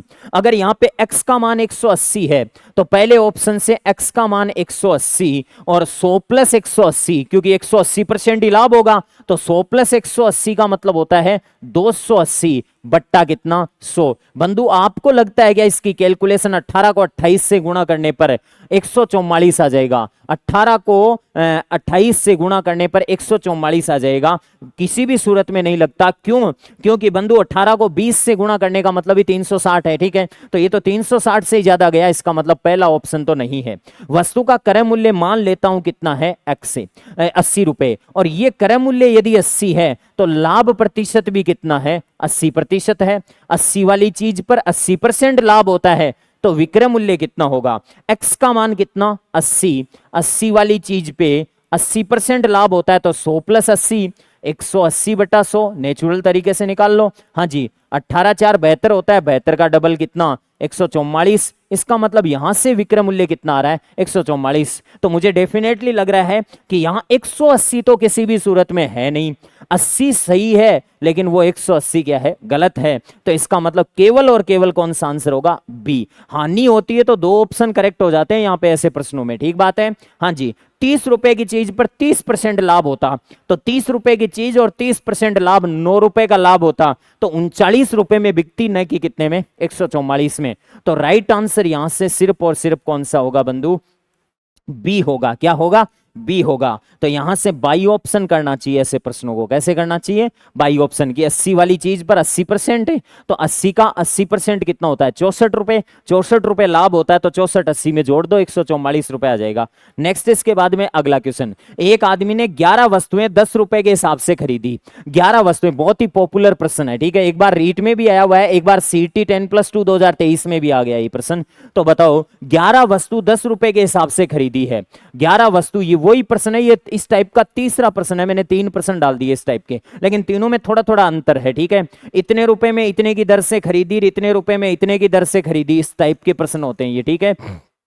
थोड़ा थोड़ा तीनों में अंतर है, किसी में सिर्फ लाभ प्रतिशत पूछ रहा है। तो बताओ 11 वस्तुएं, कितनी वस्तु बंधु, 11 वस्तु। तो 11 वस्तु 10 रुपए के हिसाब से खरीदी, 11 वस्तुएं कितने रुपए के हिसाब से खरीदी, 10 रुपए के हिसाब से खरीदी। इसने थोड़ा उल्टा कर रखा है, ध्यान रखना। और 10 वस्तुएं 11 रुपए के हिसाब से बेचती, कितनी वस्तु, 10 वस्तु 11 रुपए के हिसाब से बेचती। ओके, इसके दो तरीके हैं मेरे बंधु इस प्रश्न को करने के। एक तो सिंपल वे में तरीका मैं कहता हूं कई बार, वज्र गुणा कर दो। क्या कर दो, वज्र गुणा वाले में थोड़ा ध्यान रखना होता है। 11 × 11 121 और 10 × 10 कितना 100। लेकिन इसने थोड़ा घुमा रखा है, ये जैसे एग्जाम में आता है वैसे नहीं है, इसने उल्टा कर रखा है इसको। तो बताओ बंधु यहाँ पे 100 क्रय मूल्य होगा, क्रय मूल्य उधर चला गया, आज ये इधर रोटेट हुआ है, देखो यहाँ है क्रय मूल्य और विक्रय मूल्य ये है एसपी। तो बताओ 100 में खरीदी और 121 में बेची तो 21 रुपए का लाभ हुआ, 100 पर इंटू 100 करोगे, लाभ प्रतिशत कितना आ गया, 21% लाभ होगा, जो कि राइट आंसर कौन सा है, बी ऑप्शन। ओके दोस्तों, हाँ जी।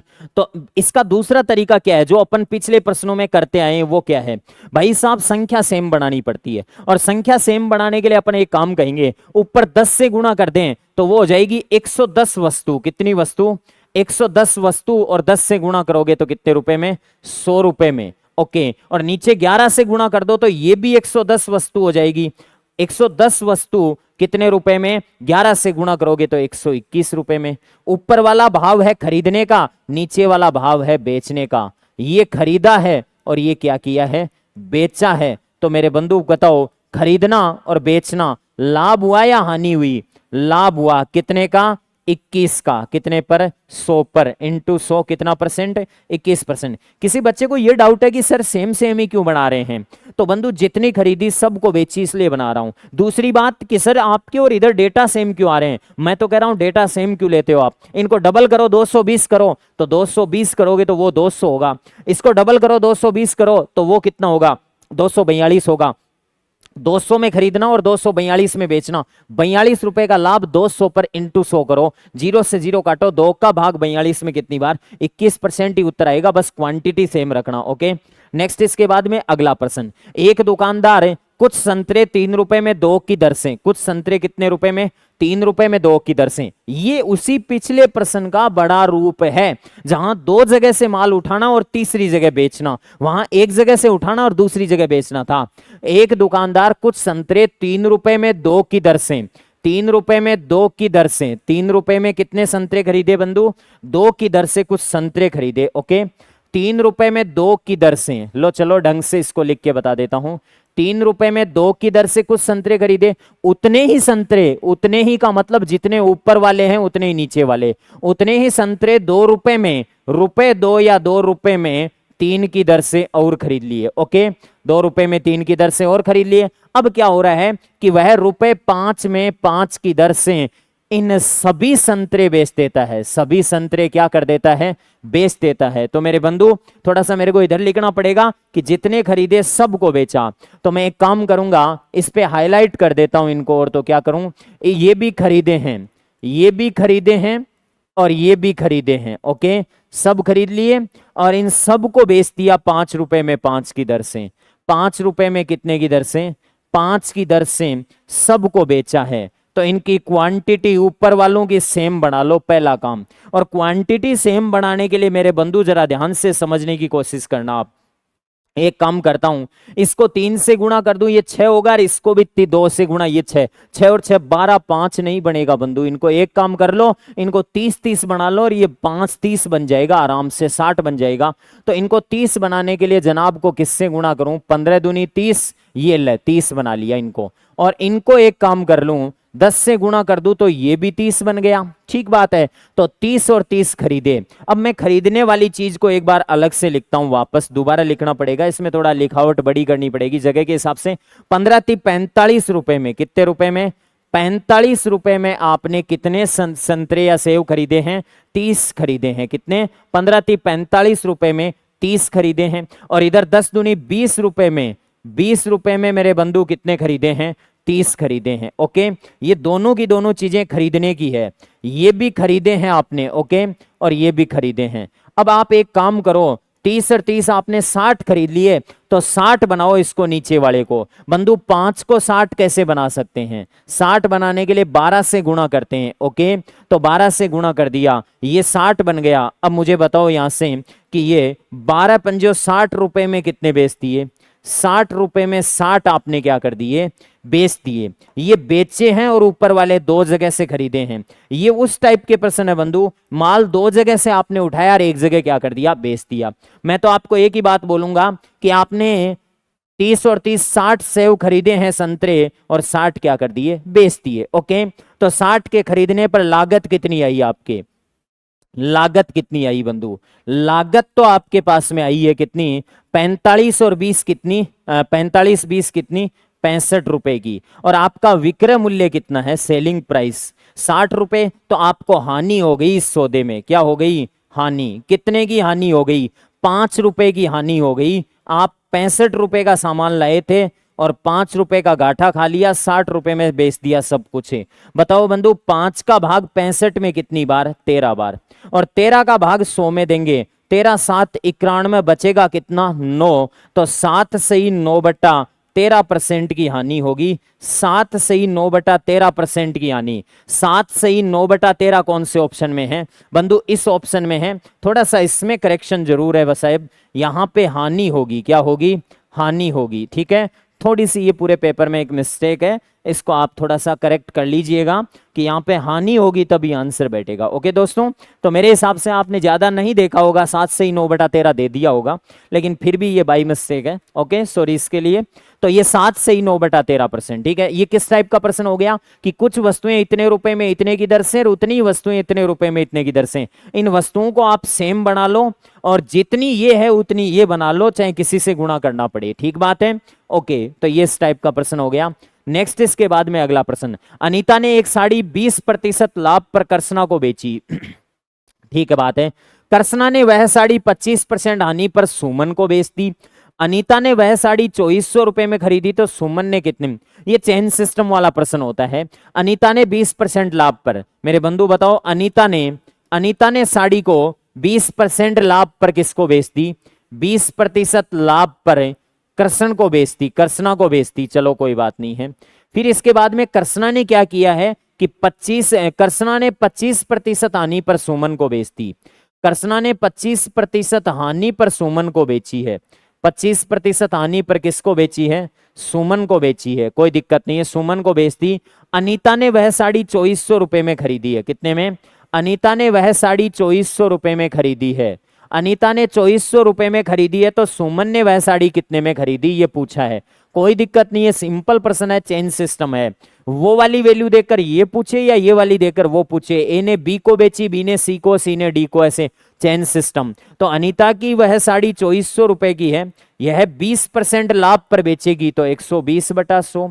फिर कर्सना इसको 25% हानि पर, तो 75 बट्टा कितना 100। ओके, तो ये फाइनली मूल्य आ जाएगा किसका, सुमन का क्रय मूल्य बराबर किसका क्रय मूल्य आ जाएगा, सुमन का क्रय मूल्य। किसका क्रय मूल्य आएगा, सुमन का क्रय मूल्य आ जाएगा। ओके दोस्तों, तो सुमन का क्रय मूल्य कैसे आएगा, 20 से 20 कैंसिल आउट कर दूं, 25 3 75, सॉरी तो 20 से 20 कैंसिल आउट, 25 3 75, 2500 के 100, 4 का भाग इधर कितनी बार है, 30 बार गया। ठीक बात है दोस्तों, तो ये देखो 24 3 72 हो गया, या फिर मैं इसको गुणा कर लेता हूं, 24 इंटू 30 3 90। ठीक है, ओके, तो बताओ ये 9 से गुणा कर दो, 0 9 चौके 36 है, 3 कैरी फॉरवर्ड, 9 दूनी 18 और 3 कितना 21 है, तो ये 2160 रुपए हो गए। कितना हो गया, 2160 रुपए। कौन से ऑप्शन में है, बी ऑप्शन इसका क्या होगा दोस्तों, राइट हो जाएगा। ओके, इसके बाद में अगला क्वेश्चन क्या है, एक दुकानदार 1 रुपए में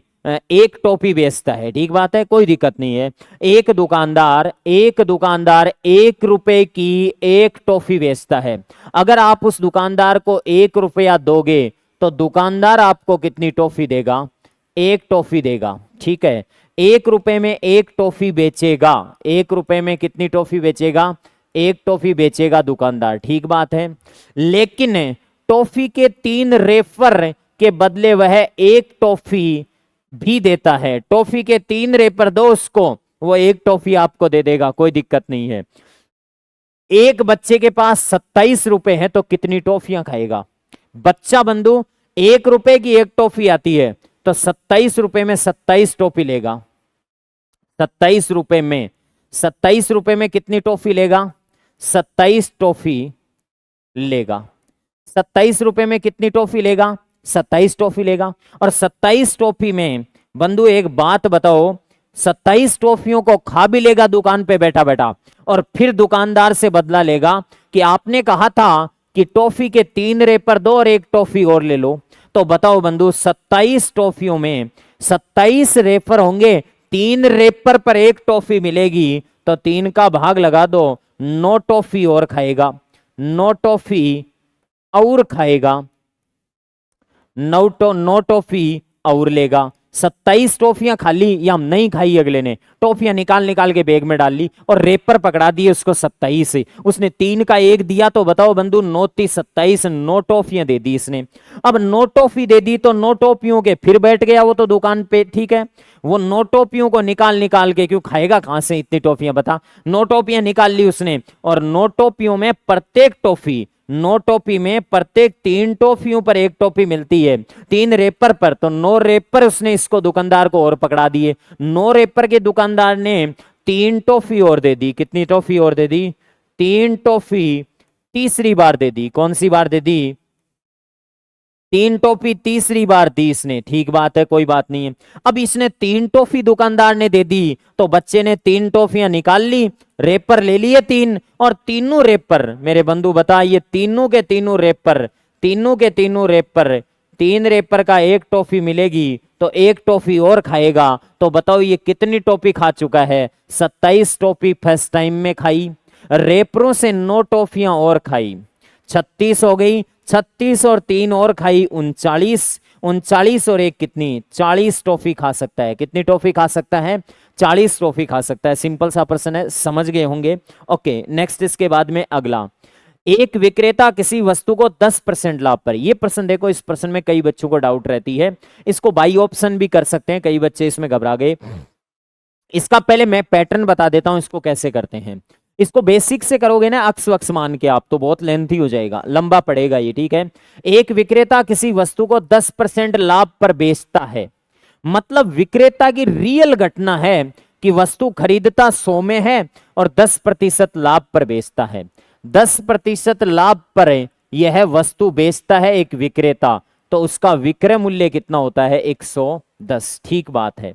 अब क्या होता है देखो, अब इसने एक स्कीम लगाई, यदि उसने इसे 10% कम दाम में खरीदकर, 10% कम दाम में खरीदकर, यदि के बाद की घटना का अस्तित्व तो है नहीं, ये तो सिर्फ इमेजिनेशन है, यदि खरीदी होती कितने में, 90 में, 10% कम दाम में, तो 90 में तो खरीदी होती, और 5 रुपए कम में बेचता, 5 रुपए कम में बेचता, इस जानकारी को एक बार होल्ड रखो। यहां से 5 मत घटा देना आप, मत घटा देना, यहां से 5 मत घटाओ आप। ये घटना सबसे लास्ट में घटित होनी है। फिर भी उसे 20% का लाभ होता। अगर 90 में खरीदी होती और 20% का लाभ होता, 90 में खरीदी होती और 20% का लाभ है, 9 दूनी 18 रुपए का लाभ होता। कितने में बेची होती भाई? 108 में। प्राइमरी सेलिंग प्राइस से सेकेंडरी सेलिंग प्राइस से कितना कम या ज्यादा है, ये बताओ। ये घटना डॉट डॉट का मतलब ये सबसे लास्ट में घटित होगी। कितना कम है भाई? कम कितना है? 2 रुपया। सॉरी, कम कितना है बंधु? ये 2 रुपए कम है। कितने रुपए कम है? 2। 110 से 108 कितना कम है? 2। 2 नहीं चाहिए हमें, कितना चाहिए? 5 चाहिए। 2 को ही बराबर कर दो 5 के। ये 2 का गैप नहीं चाहिए हमें, 5 का चाहिए। 2 को 5 के बराबर करोगे तो 1 बराबर 5/2, अर्थात 2 पॉइंट कितना? 5। 1 बराबर 2.5 है तो 100 बराबर कितना होगा मेरे बंधु? बताओ 100 बराबर कितना होगा? 100 बराबर आपको निकालना है तो 2.5 को 100 से गुणा कर दो, और 2.5 को 100 से गुणा करोगे 250 रुपए वस्तु का कौन सा मूल्य आ जाएगा? क्रय मूल्य आ जाएगा। ये तो इसका मेथड है, ठीक है, अक्स के अलावा 250 रुपए। दूसरा तरीका क्या है? दूसरा तरीका यह है कि इसको ऑप्शन से कर सकते हैं। मैं एक ऑप्शन से आपको वेरीफाई करवाता हूं कि 500 उत्तर क्यों नहीं हुआ। बंधु 500 रुपए की चीज को बेचने पर 10% लाभ होता है तो वो 550 में बिकेगी। कितने में बिकेगी? 550 में। 10% कम में खरीदा होता तो 450 में खरीदा होता, और 20% लाभ होता तो मेरे बंधु बता 450 का 20% कितना होता है? 90 रुपए, और 90 रुपए लाभ होता तो 540 में बिकती, और 540 में बिकती तो पहले से कितनी कम? 10 कम, जबकि हमें कितनी कम चाहिए? 5। इसका मतलब पहला ऑप्शन तो नहीं है। जो मैंने पहले पे लगाया है वही आप दूसरे पे लगाओ, आपको आंसर मिल जाएगा। बात ये है, ठीक बात है? हाँ जी। नेक्स्ट इसके बाद में अगला, एक दुकानदार किसी वस्तु के अंकित मूल्य पर 10% बट्टा देता है, फिर भी 20% लाभ अर्जित करता है। ये वही बात आ चुकी है। मैंने स्टार्टिंग में एक प्रश्न में तरीका समझा दिया, अब मैं सीधा बता देता हूं। सीधा डायरेक्ट रिलेशन होता है MRP into 100 minus discount percentage बराबर है CP into 100 plus minus profit या लॉस। ठीक बात है? यहां तो 3 चीजें दे रखी है। एक वस्तु पर 10% का बट्टा तो 100 माइनस कितना? 10, या सीधा 90 लिख सकते हैं, बराबर अंकित मूल्य पर फिर भी उसे 20% का लाभ होता है तो 100 प्लस 20 120 लिख सकते थे सीधा। हाँ जी। एक चीज और दे रखी है, अंकित मूल्य 600 रुपए है। अंकित मूल्य 600 रुपए डाल दो यहां पे। आपको कह रहा है वस्तु का क्रय मूल्य बता दो। सिंपल भाषा में 600 इंटू 90 बराबर है सीपी इंटू 120। 30 का भाग दे देता हूं, 30 तिया 90, 30 चौके 120। 4 का भाग सीधा सीधा जा रहा है, 15 चौके 60 होता है, इसलिए 150 बार। 15 ती 45, 450 रुपए उस वस्तु का क्या आ जाएगा? क्रय मूल्य। ये क्या क्या निकालने के लिए काम में आता है मैंने सब कुछ बताया है एक क्वेश्चन में, उसमें आप देख लीजिएगा। ठीक है। नेक्स्ट इसके बाद में अगला, अगला क्या है? योगेश ने दो रेडियो 6400 रुपए में खरीदे। कितने रुपए में खरीदे? उसने एक को 25% लाभ पर, दूसरे को 25% हानि पर बेच दिया। दोनों रेडियो का विक्रय मूल्य समान है, प्रत्येक रेडियो का विक्रय मूल्य कितना होगा? बड़ा प्यारा प्रश्न है, इसको रेशियो से भी कर सकते हो। क्योंकि आप ग्रेड 3 के अभ्यर्थी हो तो आपको इतना ज्यादा दिमाग नहीं लगाना चाहिए, ज्यादा माथापची नहीं करनी चाहिए। मैं बेसिक तरीका बताता हूं, परसेंटेज से भी कर सकते हैं, रेशियो से भी कर सकते हैं। ठीक है, मैं बता दूंगा। रेशियो का मतलब तो सिंपल सा ये है मेरे बंधु, मैं पहले रेशियो से ही बता देता हूं। उसने एक को 25% लाभ पर बेचा तो पहले का क्रय मूल्य और विक्रय मूल्य का अनुपात होगा 25% का मतलब 1/4 होता है, तो 4 से कितना? 5। ओके दोस्तों। नेक्स्ट इसके बाद में दूसरे को 25% हानि पर बेचा तो 4 से कितना? 3। दोनों का विक्रय मूल्य समान बोला है इसने। ओके मेरे बंधु, ऊपर वाले को मल्टीप्लाई करो 3 से, नीचे वाले को मल्टीप्लाई करो किससे, 5 से। मुझे एसपी सेम चाहिए, मुझे सीपी से मतलब नहीं है। ओके तो बताओ ये पूरा का पूरा स्ट्रक्चर नीचे आ जाएगा। 4×3 12 रुपए पहले का क्रय मूल्य और 15 रुपए पहले का विक्रय मूल्य। पहले का क्रय मूल्य 20 रुपए और दूसरे का क्रय मूल्य कितना, विक्रय मूल्य दूसरे का विक्रय मूल्य कितना, 15 रुपए। विक्रय मूल्य दोनों का सेम आ गया। तो कह रहा है कि 6400 रुपए में दोनों खरीदे हैं। इन दोनों का मान देख लो आप कितना हो गया, 22 और 10 32 हो गया। तो 32 का मान है, 6400 में 32 का भाग लगा दो, 6400 में 32 का भाग लगा दो मेरे बंधु, क्योंकि इन दोनों का टोटल कितना है 32। और आपको मल्टीप्लाई, दोनों रेडियो का विक्रय मूल्य समान है तो प्रत्येक का विक्रय मूल्य 15 रुपए है। 32 दूने 64, 200, 200 को 15 से गुणा करो, ये आ गया साहब 3000 आ गया क्या, 15 दूनी 30 और 3000 आ गया। राइट आंसर डी होगा। लेकिन मेरे बंधु इतनी ज्यादा स्मार्टनेस काम की नहीं है ग्रेड 3 में। आप एसएससी बैंकिंग के एस्पिरेंट्स नहीं हैं, इतनी ज्यादा स्मार्टनेस भी काम की नहीं है। अपने काम नेचुरल तरीके से करो भाई, मजा तभी आता है। ठीक बात है। ओके करना हो तो ऐसे कर सकते हो, कोई दिक्कत नहीं है। योगेश ने 2 रेडियो 6400 में खरीदे। एक का क्रय मूल्य x मान लूं तो दूसरे का क्रय मूल्य कितना होगा, 6400 माइनस x। पहले का क्रय मूल्य x है, दूसरे का कितना हो जाएगा 6400 माइनस कितना x। ओके हाँ जी, पहले पर 25% लाभ होता है तो पहले का विक्रय मूल्य, पहले का क्रय मूल्य गुणा 25% लाभ होता है तो 125/100। देखो देखो सुंदर तरीके से बता देता हूं। दूसरे का विक्रय मूल्य हो जाएगा 6400 माइनस x, इसका क्रय मूल्य है, इंटू 25% हानि तो 75 बट्टा कितना 100। मैं दूसरा तरीका बता रहा हूं इसी क्वेश्चन का। दोनों के विक्रय मूल्य समान है इसलिए मैंने बीच में चिन्ह किसका लगा दिया, बराबर का। 100 से 100 कट गया। देखो कितना सुंदर तरीका है। 25 का भाग 3 बार, बस जिस बच्चे की नेचुरलिटी होती है ना वो जचा देता है इन क्वेश्चनों को। ले भाई बता, 5x और ये 3x, सिंपल वे में आंसर आ जाएगा। 5x बराबर है 6400 को अंदर 3 से गुणा करना पड़ेगा और फिर माइनस का 3x आएगा, ये 3x इधर आके जुड़ेगा तो 8x बराबर कितना 6400 इंटू 3। और मेरे बंधु बता 8 का भाग 6400 में 800 बार ही जाता है तो पहले का क्रय मूल्य कितना आ गया 8 × 2400। ले भाई पहले का क्रय मूल्य 2400 आ गया। ले सुन मेरी बात, पहले का क्रय मूल्य 2400 आ गया तो पहले का विक्रय मूल्य निकाल ले, दोनों का विक्रय मूल्य सेम है। 2400 रुपए पर 25% लाभ हो रहा है तो वही बात, x का मान 2400 है तो 125/100 निकाल ले। 2 0 से 2 0 क्या हो गया, कैंसिल आउट है। 24 पंजे 120, 12 असल की और 24 दूनी सॉरी 48 और 12 कितना हो गया 60, फिर कितना 6 असल की, 24 और 6 30। मेरे बंधु दोनों का विक्रय मूल्य कितना होगा 3000। दूसरे तरीके से भी कोई ज्यादा टाइम में नहीं लगता है। ओके ये बात समझ गए क्या, प्रैक्टिस में लाओ इन चीजों को, जब 1-2 बार करोगे तो ये हैबिट में आएगी, क्योंकि टेक्निकल सब्जेक्ट है फुली। 6400 में से घटाओ आप तो 2400, 4000 और 4000 का 75% निकाल लो, वो का वो आएगा कितना 3000। ओके नेक्स्ट इसके बाद में अगला क्वेश्चन। एक दुकानदार कुछ वस्तुओं को 45,000 रुपए में खरीदता है। ये प्रश्न आजकल ज्यादा चल रहा है भाई। ये प्रश्न फर्स्ट टाइम में आया था नवंबर 2022 हरियाणा सीईटी में, और उसके बाद में ये एक प्रश्न इधर भी आ चुका है राजस्थान में भी, बट इधर शिक्षक भर्ती में अभी नहीं आया। लेकिन फिर भी इस क्वेश्चन का ध्यान रखना आप है। एक दुकानदार कुछ वस्तुएं 45,000 रुपए में खरीदता है। इस टाइप का प्रश्न जब आए आपके कि 45,000 रुपए में खरीदता है तो 45,000 का वैसे कोई मोरल नहीं है यहाँ पे, और 45,000 को यूज करो भी तो भी कर सकते हो। ठीक है, ये हरियाणा सीटी वाला है कि 6,000 रुपए में कुछ वस्तुएं खरीदी थी, आधी वस्तुएं उसने 40% लाभ पर बेची, और शेष वस्तुएं कितने परसेंट लाभ पर बेचेगी, ओवरऑल उसे 25% लाभ हो। ये वो प्रश्न है, मैं बता देता हूं, इसको यहां से सोल्व करना चाहिए। बात ये है, ज्यादा डिस्कशन अभी ना करके मैं सीधा बता दूं, वह 1/3 वस्तुएं 10% हानि पर बेचता है। 1/3 भाग 1/3 भाग 10% हानि पर बेचता है। कितने प्रतिशत हानि, 10% हानि पर बेचता है। अगला कह रहा है कि शेष वस्तु को वह कितने प्रतिशत लाभ पर बेचे। कोई दिक्कत नहीं है, शेष वस्तुओं को वह कितने प्रतिशत लाभ पर बेचे।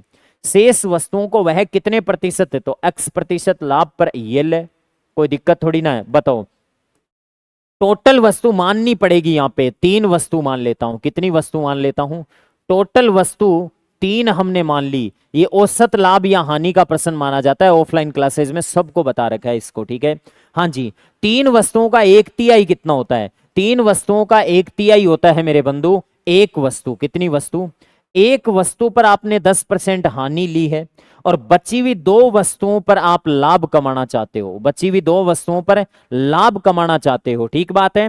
दो वस्तुओं पर 20-20% का लाभ कमाना चाहते हो आप, एवरेजन, ठीक है। तो बताओ बंधु मुझे, यहां एवरेज लाभ या हानि प्रतिशत है, तो इस सौदे में कुल 20% लाभ होता है। तो बताओ एक वस्तु पर आपने 10% लाभ कमाया तो प्लस का 10, और बची हुई दो वस्तुओं पर आपने x% लाभ कमाया, सॉरी एक वस्तु पर आपने 10% हानि उठाई है, तो हानि किसकी आएगी, माइनस की आएगी। बट्टे में टोटल कितनी, दो और एक कितनी, तीन वस्तु। एवरेज लाभ या हानि कितना है, 20% है। ओके दोस्तों, बताओ मुझे यहां से कि ये माइनस का 10% आएगा, ओके, और वो प्लस का 2x% आएगा, ठीक बात है। बराबर 20 को 3 से गुणा करोगे तो 60%, 60% में 10 जुड़ेगा तो कितना होगा बंधु, 70%, तो 2x% का मान आएगा। इस 60 में ये 10 जुड़ेगा माइनस का, तो उधर जाके प्लस का होगा, किसका होगा, प्लस का, तो 70% होगा। 70 में 2 का भाग लगा दो, x का मान कितना आएगा, 35% आएगा। अगर आप दो वस्तुओं पर 35% कमाते हो तो 70% प्रॉफिट में आ जाते हो, और 70% में से 20 आपको घाटा हो गया, 20 का क्या हो गया, सॉरी 10 का क्या हो गया, घाटा, तो 60% को 3 जगह बांट लेना, 20-20% होगा, ठीक बात है। ओके, नेक्स्ट इसके बाद में ध्यान रखना, इसका एवरेज का प्रश्न आता है, ये इसी रूप में आता है। जब हरियाणा सीईटी 2022 में आया तब भी इसी प्रकार से आया, और इसके बाद में ये जब यहां राजस्थान में पूछा गया तो भी इसी सेंस में पूछा गया। वरना इसका एक तरीका ये भी होता है कि 1/3 वस्तुओं को 10% लाभ पर और दे दे कि शेष वस्तुओं को 35% लाभ पर बेचा, तो इस सौदे में उसे कुल कितने प्रतिशत लाभ हुआ, तब उत्तर 20 आ जाता है, उल्टा तरीके से, ठीक है। हाँ जी, नेक्स्ट इसके बाद में, एक व्यापारी के पास 50 किलोग्राम चीनी है, जिसमें से उसने कुछ हिस्सा 8% लाभ पर बेच दिया, शेष हिस्से को 18% लाभ पर। पूरे सौदे में 14% का लाभ हुआ, तो 18% पर कितनी बेची। ये मेथड ऑफ एलिगेशन का प्रश्न हो गया बंधु, किसका हो गया, मेथड ऑफ एलिगेशन का प्रश्न हो गया, ठीक है। हाँ जी, मेथड ऑफ एलिगेशन का प्रश्न हो गया, तो इसको कैसे करेंगे। एक व्यापारी ने 50 किलो में से कुछ हिस्सा 8% लाभ पर, शेष हिस्सा इसने 18% लाभ पर, ओवरऑल इसे 14% लाभ हुआ। कितना परसेंट हुआ, 14% हुआ। बस तिरछा घटा लो, आप कुछ नहीं करना, ज्यादा में से कम। लो भाई बताओ, 18 में से 14 गया तो 4 बचा, और 14 में से 8 गया तो कितना, 6। इसको काट पीट के क्या लिख सकता हूं मैं, 2 का भाग 2 बार और 2 का भाग कितनी बार, 3 बार। टोटल कितनी चीनी हो गई, 2 किलो, और 3 किलो कितनी, 5 किलो। यही 5 किलो किसके बराबर है, 50 किलो के। तो 1 बराबर 50/5, और 1 का मान कितना आया, 10 किलो। 1 का मान 10 किलो, तो बताओ बंधु 2 का मान कितना, 10 से गुणा कर दो, 20 किलो। 20 किलो चीनी तो इसने बेची है 8% लाभ पर, और 30 किलो चीनी इसने बेची है तो 18% लाभ पर। तो 18% लाभ पर बेची गई चीनी की मात्रा कितनी है, 30 किलो है। राइट आंसर कौन सा है, ए है, ठीक है। नेक्स्ट इसके बाद में अगले क्वेश्चन पे चलते हैं। अगला क्वेश्चन, 6.2 रुपए प्रति किलोग्राम के हिसाब से चावल के साथ 8.2 रुपए प्रति किलोग्राम वाले चावल को किस अनुपात में मिलाएं कि मिश्रण को मिलाकर बेचा जाए, जिससे मिश्रण का मूल्य 7.20 रुपए प्रति किलो हो जाए। ये भी मेथड ऑफ एलिगेशन का है। सस्ती वस्तु का क्रय मूल्य, सस्ते चावल का क्रय मूल्य, सस्ते चावल का क्रय मूल्य 6.20 है, ओके। और महंगे चावल का क्रय मूल्य कितना है, महंगे चावल का क्रय मूल्य है 8.20 रुपए है, ठीक है। और इनको किस अनुपात में मिलाया जाए कि मिश्रण को 7 रुपए 20 पैसे के हिसाब से बेचा जाए, ठीक है। 7 रुपए 20 पैसे के हिसाब से, बस तिरछा घटा लो मेरे बंधु, और कुछ नहीं करना। हाँ जी, 7.20 में से 6.20 घटाओ तो कितना बचेगा, 1 बचेगा। और इधर 8.20 में से 7.20 घटाओ 1, तो 1:1। कितना इजी प्रश्न है ये तो। मेथड ऑफ एलिगेशन के कितने प्रश्न हो गए, 2 प्रश्न हो गए। नेक्स्ट इसके बाद में ये लास्ट क्वेश्चन क्या है, इसको 2 तरीके से कर सकते हो आप, मैं सिंपल तरीके से भी बता दूंगा आपको। 20 वस्तुओं का क्रय मूल्य 80 वस्तुओं के विक्रय मूल्य के बराबर है, लाभ 25% है। 20 वस्तुओं का विक्रय मूल्य x वस्तुओं के क्रय मूल्य के क्या है, बराबर है। ठीक है, तो बताओ बंधु मुझे यहां से 20 वस्तुओं का क्रय मूल्य x वस्तुओं के विक्रय मूल्य के बराबर है, तो 20 वस्तुओं का क्रय मूल्य 20 CP और x वस्तुओं का विक्रय मूल्य x से SP। आपको पहले तो ये जांचना है कि आपको ये पैटर्न आता है, और पैटर्न क्या आता है कि क्रय मूल्य और विक्रय मूल्य का अनुपात क्या आएगा, क्रय मूल्य और विक्रय मूल्य का अनुपात आएगा बंधु यहां से क्रय मूल्य का मान चाहिए तो आएगा x से, और विक्रय मूल्य का मान चाहिए तो आएगा कितना, ये लीजिएगा 20। ओके, तो मुझे तो ये बता दो यहां पे कि ये x अनुपात कितना आएगा, 20 आएगा। ये क्रय मूल्य और विक्रय मूल्य का अनुपात आएगा। अब यहां से लाभ कितना है, 25%। कितना परसेंट है, 25% लाभ। कौन सा x का ऐसा मान होगा जो 25% देगा, वो बात कर लेता हूं मैं। 15 रुपए की चीज को 20 में बेचो तो 5 का लाभ 15 पे, 5/15 1/3 होता है, 20% नहीं आएगा। 16 रुपए रखो बाई ऑप्शन, और x की जगह 16 रुपए रखोगे तो 16 रुपए की चीज को 20 में बेचोगे, 4 रुपए का लाभ 16 पे, 4/16 इंटू 100, 4 का भाग 16 में 4 बार, 4 का भाग 100 में 25 बार। डेफिनेटली इसका उत्तर क्या आएगा, 16 ही आएगा। 18 की चीज को 20 में बेचोगे, 2 रुपए का लाभ होगा, 2/18, 1/9, 11 पॉइंट कुछ लाभ होगा। 25 की चीज को 20 में बेचने का मतलब लाभ नहीं, गाठा खाना होता है। राइट आंसर इसका बाई ऑप्शन 16 आ जाएगा। अब इसका दूसरा तरीका देख लो, 25% लाभ का मतलब विक्रय मूल्य और क्रय मूल्य का अनुपात क्या होगा। 25% लाभ का मतलब है क्रय मूल्य और विक्रय मूल्य का अनुपात क्या होगा, क्रय मूल्य और विक्रय मूल्य का अनुपात होगा कि 25% का मतलब होता है 1/4, और 4 रुपए की चीज को कितने में बेचना, 5 में बेचना। तो बताओ बंधु 4 अनुपात कितना, 5। अब मुझे बताओ मध्य पदों का गुणनफल बराबर बाह्य पदों का गुणनफल, तो ये 5x बराबर मेरे बंधु 20 गुणा 4, और 20 में 5 का भाग 20 में 4 बार, और x बराबर 4 चौके 16। तो ऐसे भी कर सकते हो, मैंने 2 तरीके बता दिए इस क्वेश्चन को, पर मैं तो आपको यही सलाह दूंगा कि आप अपने नेचुरल तरीके से प्रश्न को गलत ना कीजिएगा। ओके, थैंक यू दोस्तों, बहुत बहुत धन्यवाद सभी साथियों का।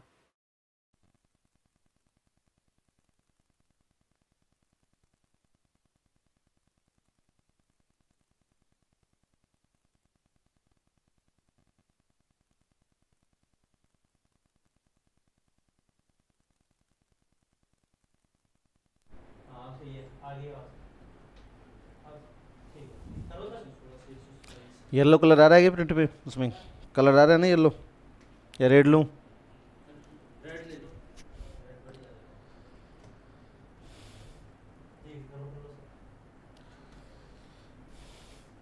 करें शुरू?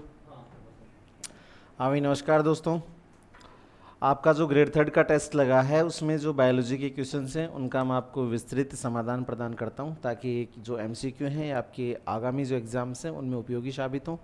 पहला जो प्रश्न है वो है, आज इस जो टेस्ट का अपना जो टेस्ट का आधारित टेस्ट सीरीज चल रही है उसका जो टॉपिक था वो था उत्तक, और ये काफ़ी इंपॉर्टेंट टॉपिक है। एक क्वेश्चन मतलब इसमें से आना ही आना है, ठीक है। थोड़ा सा बड़ा टॉपिक है पर इसमें से काफ़ी अच्छे क्वेश्चन भी बनते हैं, ये भी याद रखना। तो आज का जो पहला क्वेश्चन है वो है, निम्नलिखित में से कौन सा पादप उत्तक, प्लांट टिश्यू, ठीक है, एक जीवित उत्तक होता है। निम्न में से कौन सा पादप उत्तक एक जीवित उत्तक होता है। तो आपको पता है कि पादप उत्तक 2 प्रकार के होते हैं, एक होते हैं विभज्योतक मेरिस्टेमेटिक, और दूसरे होते हैं स्थायी यानी परमानेंट। स्थायी जो होते हैं वो 2 प्रकार के होते हैं, सरल और जटिल, ठीक है। अब जो सरल होते हैं वो 3 प्रकार के होते हैं, पैरेन्काइमा, स्क्लेरेन्काइमा और एक होते हैं कोलेन्काइमा। तो आपको पता है पैरेन्काइमा और कोलेन्काइमा जो होते हैं वो जीवित उत्तक होते हैं। इनमें से अपने पास ऑप्शन में है डी ऑप्शन, पैरेन्काइमा, ठीक है। तो ये एक जीवित उत्तक है। जो स्क्लेरेन्काइमा होता है ये मृत उत्तक होता है।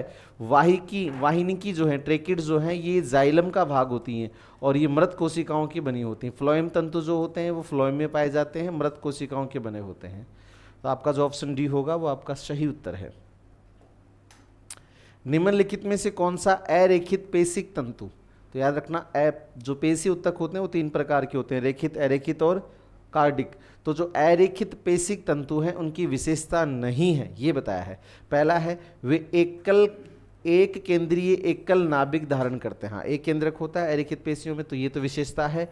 दूसरा है इनके तंतु आकार में बेलनाकार, ये गलत बात है। बेलनाकार जो तंतु होते हैं वो रेखित पेशियों के होते हैं, अरेखित पेशियों के जो तंतु होते हैं वो तरकु आकृति के होते हैं। ठीक है, तो याद रखना ये जो है वो अरेखित पेशियों की विशेषता नहीं है, रेखित पेशियों की विशेषता है। जो कंकाली मांसपेशियां होती हैं उनकी विशेषता है। अरेखित मांसपेशी आंतरिक अंगों में पाई जाती हैं, ये बिल्कुल सही बात है। प्रकृति में अनिच्छिक होती हैं, ये भी सही बात है। अगला जो प्रश्न है वो है उपकला उत्तक। तो आपको पता है हमारे शरीर के जितने भी अंग होते हैं उनके बाह्य आवरण के रूप में उपकला उत्तक पाया जाता है, जो भौतिक और यांत्रिक क्षति से बचाता है, मतलब एक सुरक्षात्मक आवरण होता है उपकला उत्तक के रूप में। तो उपकला उत्तक के बारे में कौन सा कथन सही है? पहला ऑप्शन है उपकला उत्तक एक सतत चादर बनाता है, बिल्कुल सही बात है, जिसमें मौजूद कोशिकाएं कसकर पैक होती हैं, अंतराकोशिक स्थान बिल्कुल कम होता है, जिससे न्यूनतम अंतराकोशिक स्थान होता है। पहला ही सही है। इसने कहा था कौन सा कथन सही है, तो पहला कथन सही है। बाकी के गलत कैसे हैं तो ये आपको बताते हैं। सरल स्तंभ उपकला उत्तक, तो त्वचा, तो आपको पता है त्वचा में सरल उत्तक नहीं पाए जाते, ये मिश्रित या जटिल उत्तकों से बनी होती है। स्त्रीकृत स्तंभ उपकला उत्तक अवशोषण, ये घनाकार उत्तकों की विशेषता होती है, तो ये भी गलत हो गया। सिलिएटेड स्तंभ उपकला लंबी और स्तंभ के आकार की कोशिकाएं होती हैं जो श्वसन तंत्र, इसका थोड़ा आगे दिख नहीं रहा है, राइट आंसर जो होगा आपका फर्स्ट ऑप्शन होगा। कौन सा उत्तक किसी भी शारीरिक या रासायनिक क्षति से शरीर की सुरक्षा करने का जो काम होता है वो उपकला उत्तक का होता है। वसा उत्तक के रूप में वसा का संग्रहण होता है जो हमारे शरीर के तापमान की सुरक्षा करती है। ठीक है, और पेशी उत्तक जो होते हैं वो हमारे शरीर को लोकोमोशन गति प्रदान करते हैं। और एरियोलर उत्तक, ये जो उत्तकों के अंगों की जो जैसे लीवर और बाकी अंगों के बीच में जो खाली जगह होती है वहाँ पाए जाते हैं। इनकी एक विशेषता याद रखनी, इनमें मास्ट कोशिकाएं पाई जाती हैं जिससे हिस्टामिन नामक पदार्थ स्रावित होता है जो हमारे शरीर में एलर्जी के लिए उत्तरदायी होता है। तो इस प्रश्न का उत्तर हो गया उपकला उत्तक। सुरक्षात्मक आवरण उपकला उत्तक का बना होता है। किस प्रकार के पेशी उत्तक को कंकाल या रेखित कहते हैं? इच्छिक पेशियों को, स्वैच्छिक पेशियां। ठीक है, तो फर्स्ट ऑप्शन हो गया। दो अस्थियों को एक दूसरे से अन्य प्रकार के संयोजी उत्तक द्वारा जोड़ा जाता है। तो आपको पता है जो हड्डी होती है वो दूसरी हड्डी से जुड़ती है किसके द्वारा? तो रेशेदार संयोजी उत्तक होते हैं जिनको कहते हैं लिगामेंट या फिर कहा जाता है स्नायु। हिंदी में स्नायु कहते हैं, अंग्रेजी में लिगामेंट कहा जाता है। आपका डी ऑप्शन सही होगा। ठीक है, कंडरा जो होता है वो क्या होता है? वो अस्थि को, यानी कोई भी जो बोन है उस बोन को मसल से जोड़ता है, इसको अंग्रेजी में टेंडन कहते हैं। उपास्थि जो होती है एक अलग प्रकार का जॉइंट होता है, इसको उपास्थल जॉइंट कहते हैं। ये हमारी जो रीढ़ की हड्डी की जो कशेरुकाएं हैं, वर्टिब्रेट्स होती हैं, उनके बीच में पाया जाता है। इस जॉइंट में पूर्ण गति संभव नहीं होती है, आंशिक गति संभव होती है। आधात्री, तो कोई भी जो बॉडी में जो लिक्विड होता है उस लिक्विड को आधात्री कहा जाता है। जानवरों में वसा का भंडारण, तो वसा का भंडारण होता है एडिपोज उत्तकों के रूप में, जिनको अपन वसीय उत्तक भी कहा जाता है। तो देखिए एपिडोसाइट, ये एडिपोज उत्तक की कोशिकाएं जो होती हैं वो एडिपोसाइट कहलाती हैं, तो एडिपोज के रूप में हो जाएगा। ठीक है, बाकी तो है नहीं। पौधों में भोजन और अन्य पदार्थों का स्थानांतरण, तो आपको पता है भोजन और अन्य पदार्थों का स्थानांतरण किसके द्वारा होता है? फ्लोएम के द्वारा होता है। आसपास की सहचर कोशिकाएं, तो फ्लोएम में सहचर कोशिकाएं होती हैं जो चालनी कोशिकाओं की आगे पीछे गति करके भोजन के परिवहन में सहायता करती हैं। तो चालनी कोशिकाओं की मदद से ऊपर नीचे दोनों दिशाओं में कौन गति करता है? तो गति करती हैं चालनी कोशिकाएं, सिव सेल्स। ठीक है, तो इसका राइट आंसर आ जाएगा सिव सेल्स। घासों में अंतर्वेशी जो इंटरकैलरी विभजोतक होते हैं वो कहाँ पाए जाते हैं? तो एक तो पाए जाते हैं इंटरनोड्स पर और एक पाए जाते हैं पत्तियों के आधार में। तो ये रहा। जड़ के शीर्ष पर जो पाए जाते हैं वो एपिकल टिश्यू पाए जाते हैं, शीर्ष उत्तक। और पौधों में लचीलापन निम्नलिखित में से किस उत्तक के कारण होता है? तो लचीलापन होता है स्केलेरिन कार्मे के कारण से। पादप उत्तकों में कोशिका भित्ति सुबेरिन द्वारा स्कंदित होती है। तो आपको पता है कुछ जो सुबेरिन नाम का जो पदार्थ होता है, ये फर्स्ट ग्रेड के एग्जाम में भी आया था। कोरक कोशिकाएं जो होती हैं, कोरक सेल्स जो होती हैं वो सुबेरिन नामक पदार्थ स्रावित करती हैं जो कोशिकाओं को जल के लिए अभेद्य बनाता है, मतलब जल के लिए अपारगम्य बनाता है। तो वो होती हैं कोरक सेल्स। निम्नलिखित में से कौन सा स्थायी उत्तक की विशेषता है? तो स्थायी उत्तक कौन से होते हैं? आपको पता है पादपों में दो होते हैं, विभजोतक उत्तक जिनकी कोशिकाएं बार बार विभाजित होती हैं, स्थायी उत्तक जिनकी कोशिकाओं में कोशिका विभाजन नहीं होता। तो जिनकी कोशिकाओं में कोशिका विभाजन नहीं होता उनको स्थायी उत्तक कहते हैं। पहला ऑप्शन है कोशिकाएं बार बार विभाजित होती, ये विभजोतक उत्तकों की विशेषता है। अकार्बनिक समावेशन अनुपस्थित होता है, ये भी विभजोतक उत्तकों की विशेषता है। अंतराकोशिकीय स्थान विभजोतक में अनुपस्थित होता है, स्थायी में उपस्थित होता है, तो ये स्थायी की विशेषता है। गतिशील वाहन के, ये आपके फिजिक्स के क्वेश्चन आ गए, तो फिजिक्स वाले सर आपके जो प्रश्न है उनका समाधान कराते हैं अभी। आओ सर।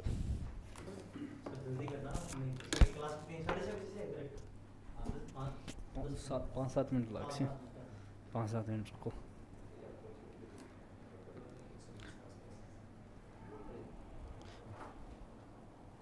ठीक, आवाज़ आ रही है ना? बंद नहीं किया क्या? तो ठीक है, ठीक। हाँ तो डियर स्टूडेंट, जो रीट लेवल सेकंड के टेस्ट सीरीज चल रहे हैं उसकी दूसरी टेस्ट सीरीज के जो फिजिक्स के सॉल्यूशन हैं साइंस मैथ के, उसके हम करने जा रहे हैं। देखो पहला प्रश्न, गतिशील वाहन के अचानक रुकते ही यात्री के सामने आगे की ओर क्यों गिर जाते हैं? भाई अपन ये डेली देखते हैं, बस में जाते हैं, अचानक ब्रेक लगाए हम आगे की तरफ गिर जाते हैं, क्यों? ये एक स्वैच्छिक प्रतिक्रिया भाई नहीं है, स्वैच्छिक प्रतिक्रिया नहीं है, क्योंकि ये जड़त्व का नियम है कि अपन वाला बॉडी वाला ऊपर वाला हिस्सा तो गतिशील रहेगा, लेकिन जब बस के संपर्क वाला हिस्सा वो स्थिर आ जाएगा। तो ये चीज़ देखनी है। यात्री अपनी असावधानी से धक्के खाता है, नहीं भाई, यात्री के शरीर का निचला भाग रुक जाता है, बस के संपर्क में है रुक जाएगा, लेकिन ऊपर वाला भाग क्या है, जड़त्व के कारण गतिशील रहेगा। ये बात सही है, क्यों? ऊपर वाला गतिशील रहेगा, नीचे वाला जो संपर्क में है बस के वो क्या रहेगा, स्थिर आ जाएगा, जिसके कारण हम आगे की तरफ गिर जाते हैं। तो ऑप्शन सी है, गतिशीलता के जड़त्व के पीछे की ओर नहीं है, बी नहीं है, ऑप्शन आपका सी है। अगला प्रश्न, सर्कस में दौड़ते हुए घोड़े की पीठ पर बैठा घुड़सवार उछलकर पुनः घोड़े पर आ जाता है। भाई ये तो सर्कस का दे रखा है, नहीं और भी अगर अपन डेली लाइफ में एग्जांपल ले सकते हैं कि अपन जो गतिशील वस्तु है उस पर हम उछलेंगे तो वापस क्या है, उसी पर आ जाएंगे, क्योंकि हमारा शरीर भी उसी रूप में गतिशील रहेगा जिस रूप में वो वस्तु गतिशील रहती है। यहाँ पे घोड़े की बात कर रहा है, घोड़े के साथ वो दौड़ रहा है, उछलेगा वापस घोड़े पर आ जाएगा। कौन सा नियम लगेगा? गतिशीलता का जड़त्व का नियम लगेगा।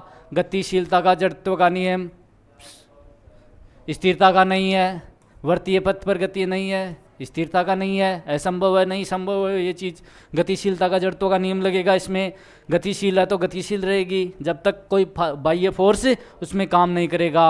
अगला देखो, निम्न में से असत्य कथन ढूंढने, मतलब कि आपको गलत कथन आपको बताना है। न्यूटन का तृतीय नियम की चलना, ये क्रिया प्रतिक्रिया नियम, ठीक है। 10 kg द्रव्यमान वाली वस्तु को कृत्रिम उपग्रह पर द्रव्यमान शून्य, द्रव्यमान शून्य होगा, ये भी ऑप्शन इसमें असत्य ही है। ये भी क्यों द्रव्यमान शून्य नहीं होगा वहाँ पर, ये भी द्रव्यमान शून्य नहीं होगा, तो इसमें ये भी ऑप्शन सही बनता है, ऑप्शन सी और ऑप्शन ए। तो देख लेना ये दोनों ही ऑप्शन सही हैं।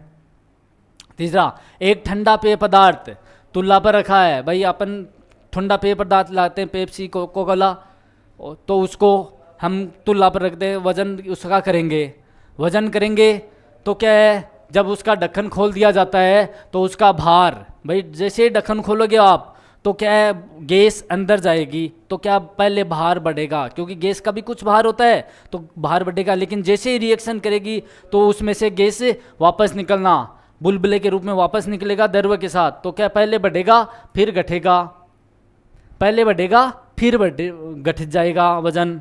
अगला देखो, एक किताब क्या है, मेज पर रखी हुई है, किताब की मेज पर क्रिया और मेज की प्रतिक्रिया, मेज की किताब पर प्रतिक्रिया। भाई आपकी ये मेज है कोई, ठीक है, आपकी ये मेज है और इस पर एक बुक रख दी हमने, और इस पर क्या है, क्रिया, ऊपर से फोर्स लगा रहे हैं, और तो क्या है, आपकी बुक भी ऊपर से फोर्स लगा रही है, नीचे से लगा रही है, तो ये क्या है, क्रिया प्रतिक्रिया आ गई। तो दोनों के मध्य कोण कितना हो गया भाई, सरल रेखीय कोण है, कितना आ गया, 180 डिग्री, इसका ऑप्शन आ गया डी। दोनों में क्या पूछ रखा है, कोण पूछ रखा है, क्रिया और प्रतिक्रिया, ये तो नॉर्मल बात है, दोनों 180 डिग्री के कोण पर होंगे।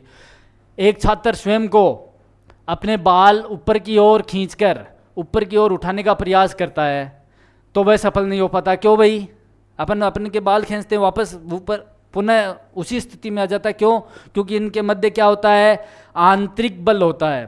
क्या है? लगाया गया बल जो आंतरिक बल होता है उसके बराबर होता है। तो ये आपका ऑप्शन इसमें डी हो गया। लगाया गया बल बहुत कम है, नहीं है बात। बाल पकड़ने में लगने वाला घर्षण बल अल्प होता है, ये भी गलत बात है।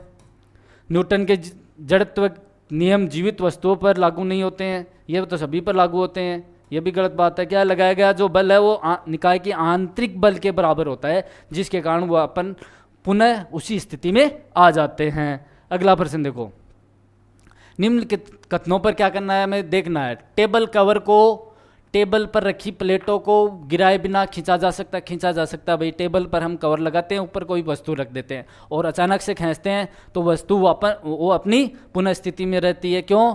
यह आपका जड़त्व का नियम लगता है, स्थिरता का। ठीक है, ये बात सही है। प्रत्येक क्रिया की समान एवं विपरीत प्रतिक्रिया होती है, यह भी बात सही है। तो क्या कथन ए और बी दोनों सत्य हैं? दोनों सत्य किस में आएंगे? ए और आर दोनों सत्य हैं, लेकिन इसकी सही व्याख्या है नहीं भाई, सही व्याख्या नहीं करता है, ये सही व्याख्या इसमें नहीं करता है। तो आपकी ऑप्शन इसमें डी रह गया। अगला प्रश्न देखो, 50 किलोग्राम द्रव्यमान की वस्तु द्वारा पृथ्वी की सतह पर, देखो भाई 50 किलोग्राम की वस्तु रखी हुई है 50 kg की, और इस पर कितना बल लग रहा है, आपका भार कितना लगेगा, mg के बराबर। g का मान कितना होता है, 9.8 मीटर। कितना हो गया, आप इसको करोगे तो आ जाएगा ये 490 न्यूटन। 490 न्यूटन इसका भार रहेगा, या बल मान लो 490 न्यूटन। और देखो किग्रा भार नहीं है। उसके बाद में देखो 50 किग्रा भार, ये भी आपका ऑप्शन सही बनता है। क्यों? किग्रा भार आपका वेट है, कितना है, 50 किग्रा भार।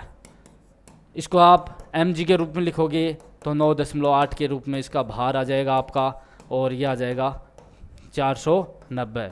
दोनों एक ही बात हैं, दोनों आप बी और डी ऑप्शन आपके दोनों इसमें सही बनते हैं। बी और डी दोनों ऑप्शन इसमें सही बनते हैं। अगला प्रश्न देखो, 10 ग्राम का एक कॉर्क पानी पर तैर रहा है। भाई पानी है आपका, और उस पर एक आपका कोई कॉर्क 10 ग्राम इसका वजन तैर रहा है, तो क्रियाशील नेट बल आपको बताना है। भाई तैर रहा है इसका मतलब वो तो न तो डूब रहा है न ऊपर है। तो क्या है, आप इसके द्वारा नीचे की तरफ जो बल लगता है और ऊपर की तरफ जो उत्प्लावन बल है, उत्प्लावन बल, ये दोनों मान क्या हैं, बराबर होते हैं, जिसके कारण नेट बल क्या होता है, एफ। आप नेट करोगे तो कितना हो जाएगा, 0। क्यों? तैर रहा है, न तो नीचे की तरफ डूब रहा है न ऊपर है। तो क्या है, उत्प्लावन बल उसके गुरुत्वीय बल के बराबर है, जिसके कारण वो तैर रहा है। तो क्या है, एफ नेट 0। तो ऑप्शन आपका डी हो गया। अगला प्रश्न देखो, गाड़ी खींचता हुआ घोड़ा किस बल के कारण आगे बढ़ता। भाई चाहे घोड़े की बात करो चाहे हम चलते हैं पृथ्वी पर, तो क्या है, पृथ्वी है वो हम पर बल लगाती है। देखना, गाड़ी द्वारा घोड़े पर आरोपित बल से नहीं बढ़ता है वो आगे, घोड़े द्वारा गाड़ी पर आरोपित बल से भी नहीं बढ़ता है। भाई घोड़े द्वारा गाड़ी पर नहीं, घोड़े द्वारा अपने पैरों से पृथ्वी पर आरोपित बल से नहीं, पृथ्वी लगाएगी। पृथ्वी क्या लगाएगी, घोड़े के पैरों पर बल लगाएगी, जिसके कारण घोड़ा आगे बढ़ेगा। हम भी लगाते हैं ना, पृथ्वी पर लगाते हैं और पृथ्वी हम पर लगाती है, जिसके कारण हम चलना प्रारंभ करते हैं। तो ये आपका पृथ्वी द्वारा घोड़े पर आरोपित बल है। ऑप्शन डी इसका राइट आंसर है। अगला प्रश्न, ये केमिस्ट्री का आ गया, तो ठीक है 10% थे, इजी प्रश्न थे, ठीक है, ओके, धन्यवाद।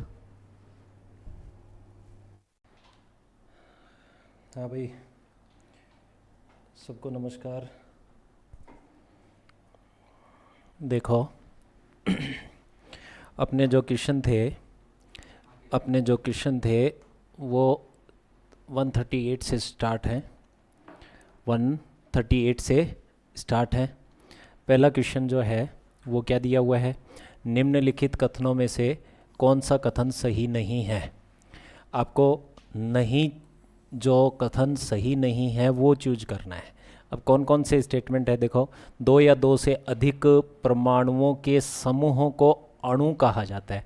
तो आपको ये बात बताई हुई है 2 या 2 से ज़्यादा, जैसे H2O, तो ये भी क्या है, एक मॉलिक्यूल है। ठीक है, तो 2 या 2 से अधिक एक जगह जुड़ जाएंगे तो उसको हम क्या कह देंगे, अणु। अणु में सभी परमाणु रासायनिक बंध से जुड़े हुए होते हैं।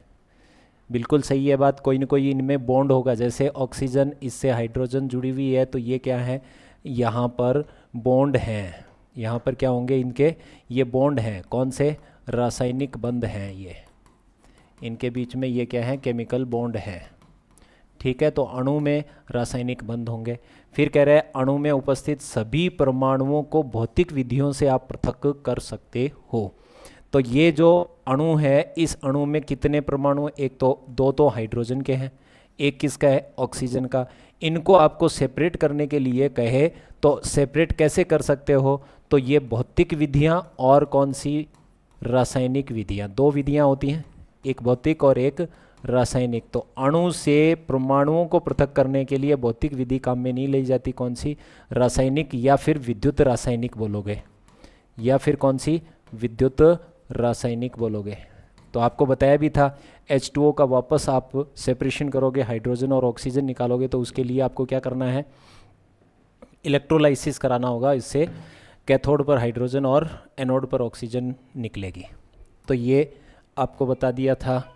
इसके बाद आपके अगला ऑप्शन दे रखा है, अगला स्टेटमेंट, अणु का स्वतंत्र अस्तित्व संभव है। बिल्कुल संभव है, परमाणु का नहीं होता, अणु का स्वतंत्र अस्तित्व संभव है।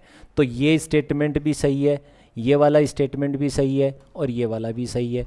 ये सही है क्या, ये सही नहीं है। तीसरा स्टेटमेंट भौतिक विधियों से नहीं होता, कौन सी विधि, रासायनिक विधियों से ये होता है। कौन सी विधियों से होता है, रासायनिक से। अब देखो तीसरा, तो केवल 3 इसका आंसर होगा। कौन सा होगा, केवल 3। बाकी 3 स्टेटमेंट राइट स्टेटमेंट है, और चौथा जो तीसरा स्टेटमेंट है वो क्या है, रॉन्ग। कर लेंगे। अगला, प्राणवायु की परमाणुकता। अब प्राणवायु क्या होती है पहले तो ये पता होना चाहिए। तो प्राणवायु ऑक्सीजन गैस होती है। कौन सी होती है, ऑक्सीजन गैस होती है। इसमें इसकी परमाणुकता, जितने परमाणु आपको दिख रहे हैं उतनी ही हो जाएगी। तो ये कितने होंगे, 2। ठीक है, नेक्स्ट क्वेश्चन। अगला है, परमाणु में उपस्थित मौलिक कण कौन से हैं। तो आपको दे रखा है इलेक्ट्रॉन, प्रोटॉन, न्यूट्रॉन और फोटॉन। तो देखो परमाणु में आपको बताया हुआ है, परमाणु में न्यूक्लियस के बाहर ये कोष होते हैं। इन कोषों में इलेक्ट्रॉन्स मौजूद होते हैं, और इस न्यूक्लियस के अंदर प्रोटॉन और न्यूट्रॉन मौजूद होते हैं। तो 3 ही कण होते हैं, इलेक्ट्रॉन, प्रोटॉन और न्यूट्रॉन। एक इलेक्ट्रॉन दे रखा है, प्रोटॉन दे रखा है और न्यूट्रॉन दे रखा है, फोटॉन नहीं है। तो कौन सा सत्य है ये पूछा है। तो 1, 2 और 3 स्टेटमेंट ये वाला, तीसरा ऑप्शन इसका राइट है। कर लेंगे। अगला है, परमाणु की त्रिज्या होगी। ये डायरेक्ट आपको बताई हुई है, कितनी, परमाणु की त्रिज्या 10⁻⁻10 मीटर कोटि की होती है। कितनी, परमाणु की त्रिज्या 10⁻⁻10 मीटर कोटि की होती है। और न्यूक्लियस की कितनी होती है, 10⁻⁻15 मीटर कोटि की, जिसको हम कितनी बोलते हैं, 1 फर्मी कोटि। कितनी बोलते हैं, 1 फर्मी कोटि बोलते हैं। और ये कितनी है, 10⁻⁻10। इन दोनों का रिलेशन भी आपको पूछ सकता है कि कितना, 10⁵ गुना ज़्यादा है कौन, ये परमाणु न्यूक्लियस से ज़्यादा है। ठीक है, तो इसको भी याद रखना है। परमाणु की त्रिज्या ये बराबर है किसके, 10⁵ गुना नाभिक की त्रिज्या। ठीक है, तो ये बात आपको ध्यान में रखनी है। नेक्स्ट आगे कह रहा है, सुमेलित कीजिए। आपको कोरिलेशन करना है। इसमें एलिमेंट दे रखे हैं और उनके एटॉमिक मास दे रखे हैं। तो देखो, एक नाइट्रोजन कह रहे हैं, नाइट्रोजन का आपको पता है कितना होता है, 14। सोडियम दे रखा है, सोडियम का कितना होता है, 23। सल्फर दे रखा है, सल्फर का कितना होता है, 32। कैल्शियम दे रखा है, उसका कितना होता है, 40। अब ये ऑप्शन आपको चेक करने हैं, कौन सा ऑप्शन है इसका। पहले का 4th, तो 4th 2 में है, तो इन 2 को तो काट ही दिया पहले ही। पहले का 4th और दूसरे का 3rd, पहले का 4th दूसरे का 3rd, ऑप्शन नंबर बी। कौन सा हो जाएगा, ऑप्शन नंबर बी। ठीक है, अगला मैग्नीशियम सल्फाइड में मैग्नीशियम व सल्फर के द्रव्यमान का अनुपात होगा। अब मैग्नीशियम सल्फाइड का पहले फॉर्मूला पता होना चाहिए आपको। मैग्नीशियम सल्फाइड MgS, यही होता है मैग्नीशियम सल्फाइड। अब मैग्नीशियम का मास आपको क्या कह रहा है, देखो मास का अनुपात पूछ रहा है, द्रव्यमान का अनुपात पूछ रहा है। तो मैग्नीशियम का मास कितना होगा 24, और इसका सल्फर का अनुपात सल्फर का कितना होगा 32। तो इन दोनों का रेशियो निकालोगे तो कितना आएगा 8 तिया 24 और 8 चौके 32, तो कितना आ गया 3:4। ठीक है, अगला कह रहा है किसी अणु की संरचना में प्रयुक्त होने वाले परमाणुओं की संख्या। कोई भी अणु है, जैसे ओजोन है, इसमें कितने परमाणु 3, तो इसकी इस संख्या को क्या बोलते हैं, परमाणु संख्या नहीं, द्रव्यमान संख्या नहीं, और संयोजकता नहीं, क्या बोलते हैं परमाणुकता। ठीक है, अब आपको ये तीनों कहाँ कहाँ होते हैं ये आपको पता है। कोई भी एलिमेंट, जैसे आपने लिखा x और यहाँ हम लिखते हैं z, यहाँ हम लिखते हैं a, ये क्या है, किसी सिंबल के अंदर उसके बेस में नीचे जो संख्या लिखी गई उसको हम परमाणु संख्या बोलते हैं, उनको हम क्या बोलते हैं परमाणु संख्या बोलेंगे। और जो पावर के रूप में संख्या लिखी रहती है उसको हम बोलते हैं द्रव्यमान संख्या, मास नंबर, क्या बोलेंगे इसको, मास नंबर या द्रव्यमान संख्या। ये क्या होती है प्रोटॉन प्लस न्यूट्रॉन्स, और ये क्या होती है ओनली प्रोटॉन्स। ठीक है, कर लेंगे। संयोजकता आपको पता है, वैलेंस सेल में उपस्थित इलेक्ट्रॉनों की वैलेंस सेल में संयोजकता कोश में, संयोजकता कोश में उपस्थित इलेक्ट्रॉन्स की संख्या, संयोजकता कोश में उपस्थित इलेक्ट्रॉन्स की संख्या को ही हम क्या बोलते हैं संयोजकता। ठीक है, इसके बाद 2 या 2 से अधिक समान परमाणुओं से मिलकर बनता है। 2 या 2 से अधिक समान परमाणु, कैसे, सेम है तो उसको हम क्या बोलेंगे तत्व। समान परमाणुओं से मिलकर बना, तो देखो समान सेम होंगे तो उसको क्या बोलेंगे अपन तत्व बोलेंगे। ठीक है, परमाणु सेम है तो उसको तत्व। ठीक है, यौगिक के अंदर एक बात और ऐड करते हैं अपन, 2 या 2 से अधिक पदार्थ एक निश्चित अनुपात में मिलकर के और बनाएंगे, उसको हम क्या बोलते हैं यौगिक। अनुपात निश्चित होना चाहिए। अगला है निम्न में से असत्य कथन चुनिए, रॉन्ग स्टेटमेंट को चूज करना है। सभी पदार्थ परमाणुओं से मिलकर बने होते हैं, बिल्कुल सही है, परमाणुओं से मिलकर के बने होते हैं। परमाणु सूक्ष्मतम अविभाजित कण है, तो आपको बताया हुआ है नॉन डिवाइजेबल पार्टिकल होता है कौन, एटम। फिर अगला है भिन्न भिन्न तत्वों के परमाणुओं के रासायनिक गुण समान होते हैं। क्या ये बात सही है क्या, नहीं, भिन्न भिन्न होंगे तो उनका क्या होगा भिन्न भिन्न, और सेम अगर होंगे तो उनका क्या होगा सेम। तो भिन्न भिन्न तत्वों के परमाणुओं के रासायनिक गुण क्या होते हैं भिन्न भिन्न होते हैं, और समान के क्या होते हैं, तो ये तत्व के सभी परमाणुओं के रासायनिक गुण क्या होते हैं भिन्न भिन्न।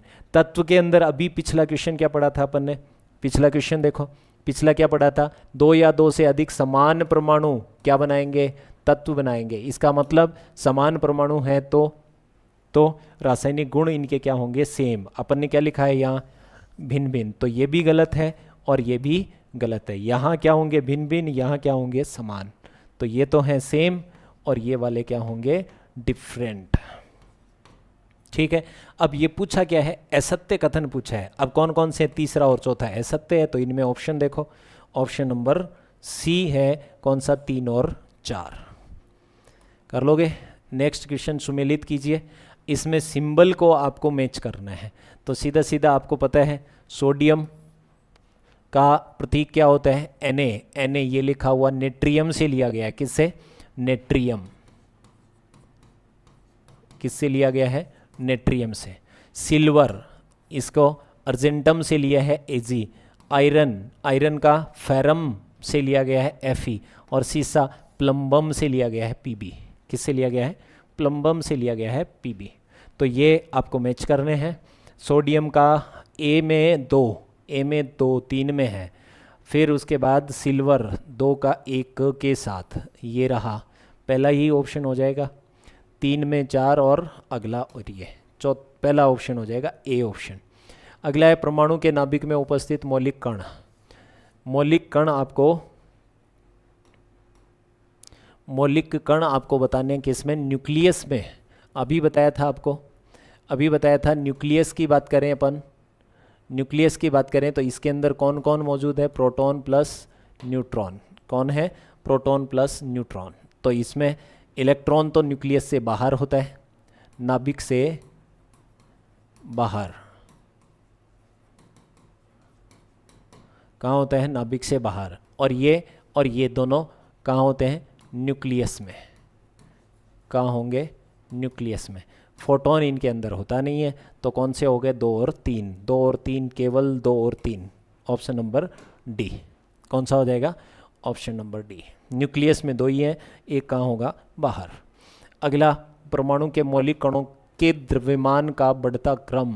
आपको ये बताया हुआ है, मौलिक कण 3 है, इलेक्ट्रॉन, प्रोटॉन और कौन, न्यूट्रॉन। इलेक्ट्रॉन का मास कितना होता है, 9.1 इंटू 10⁻31 किलोग्राम। प्रोटॉन का 1.6 इंटू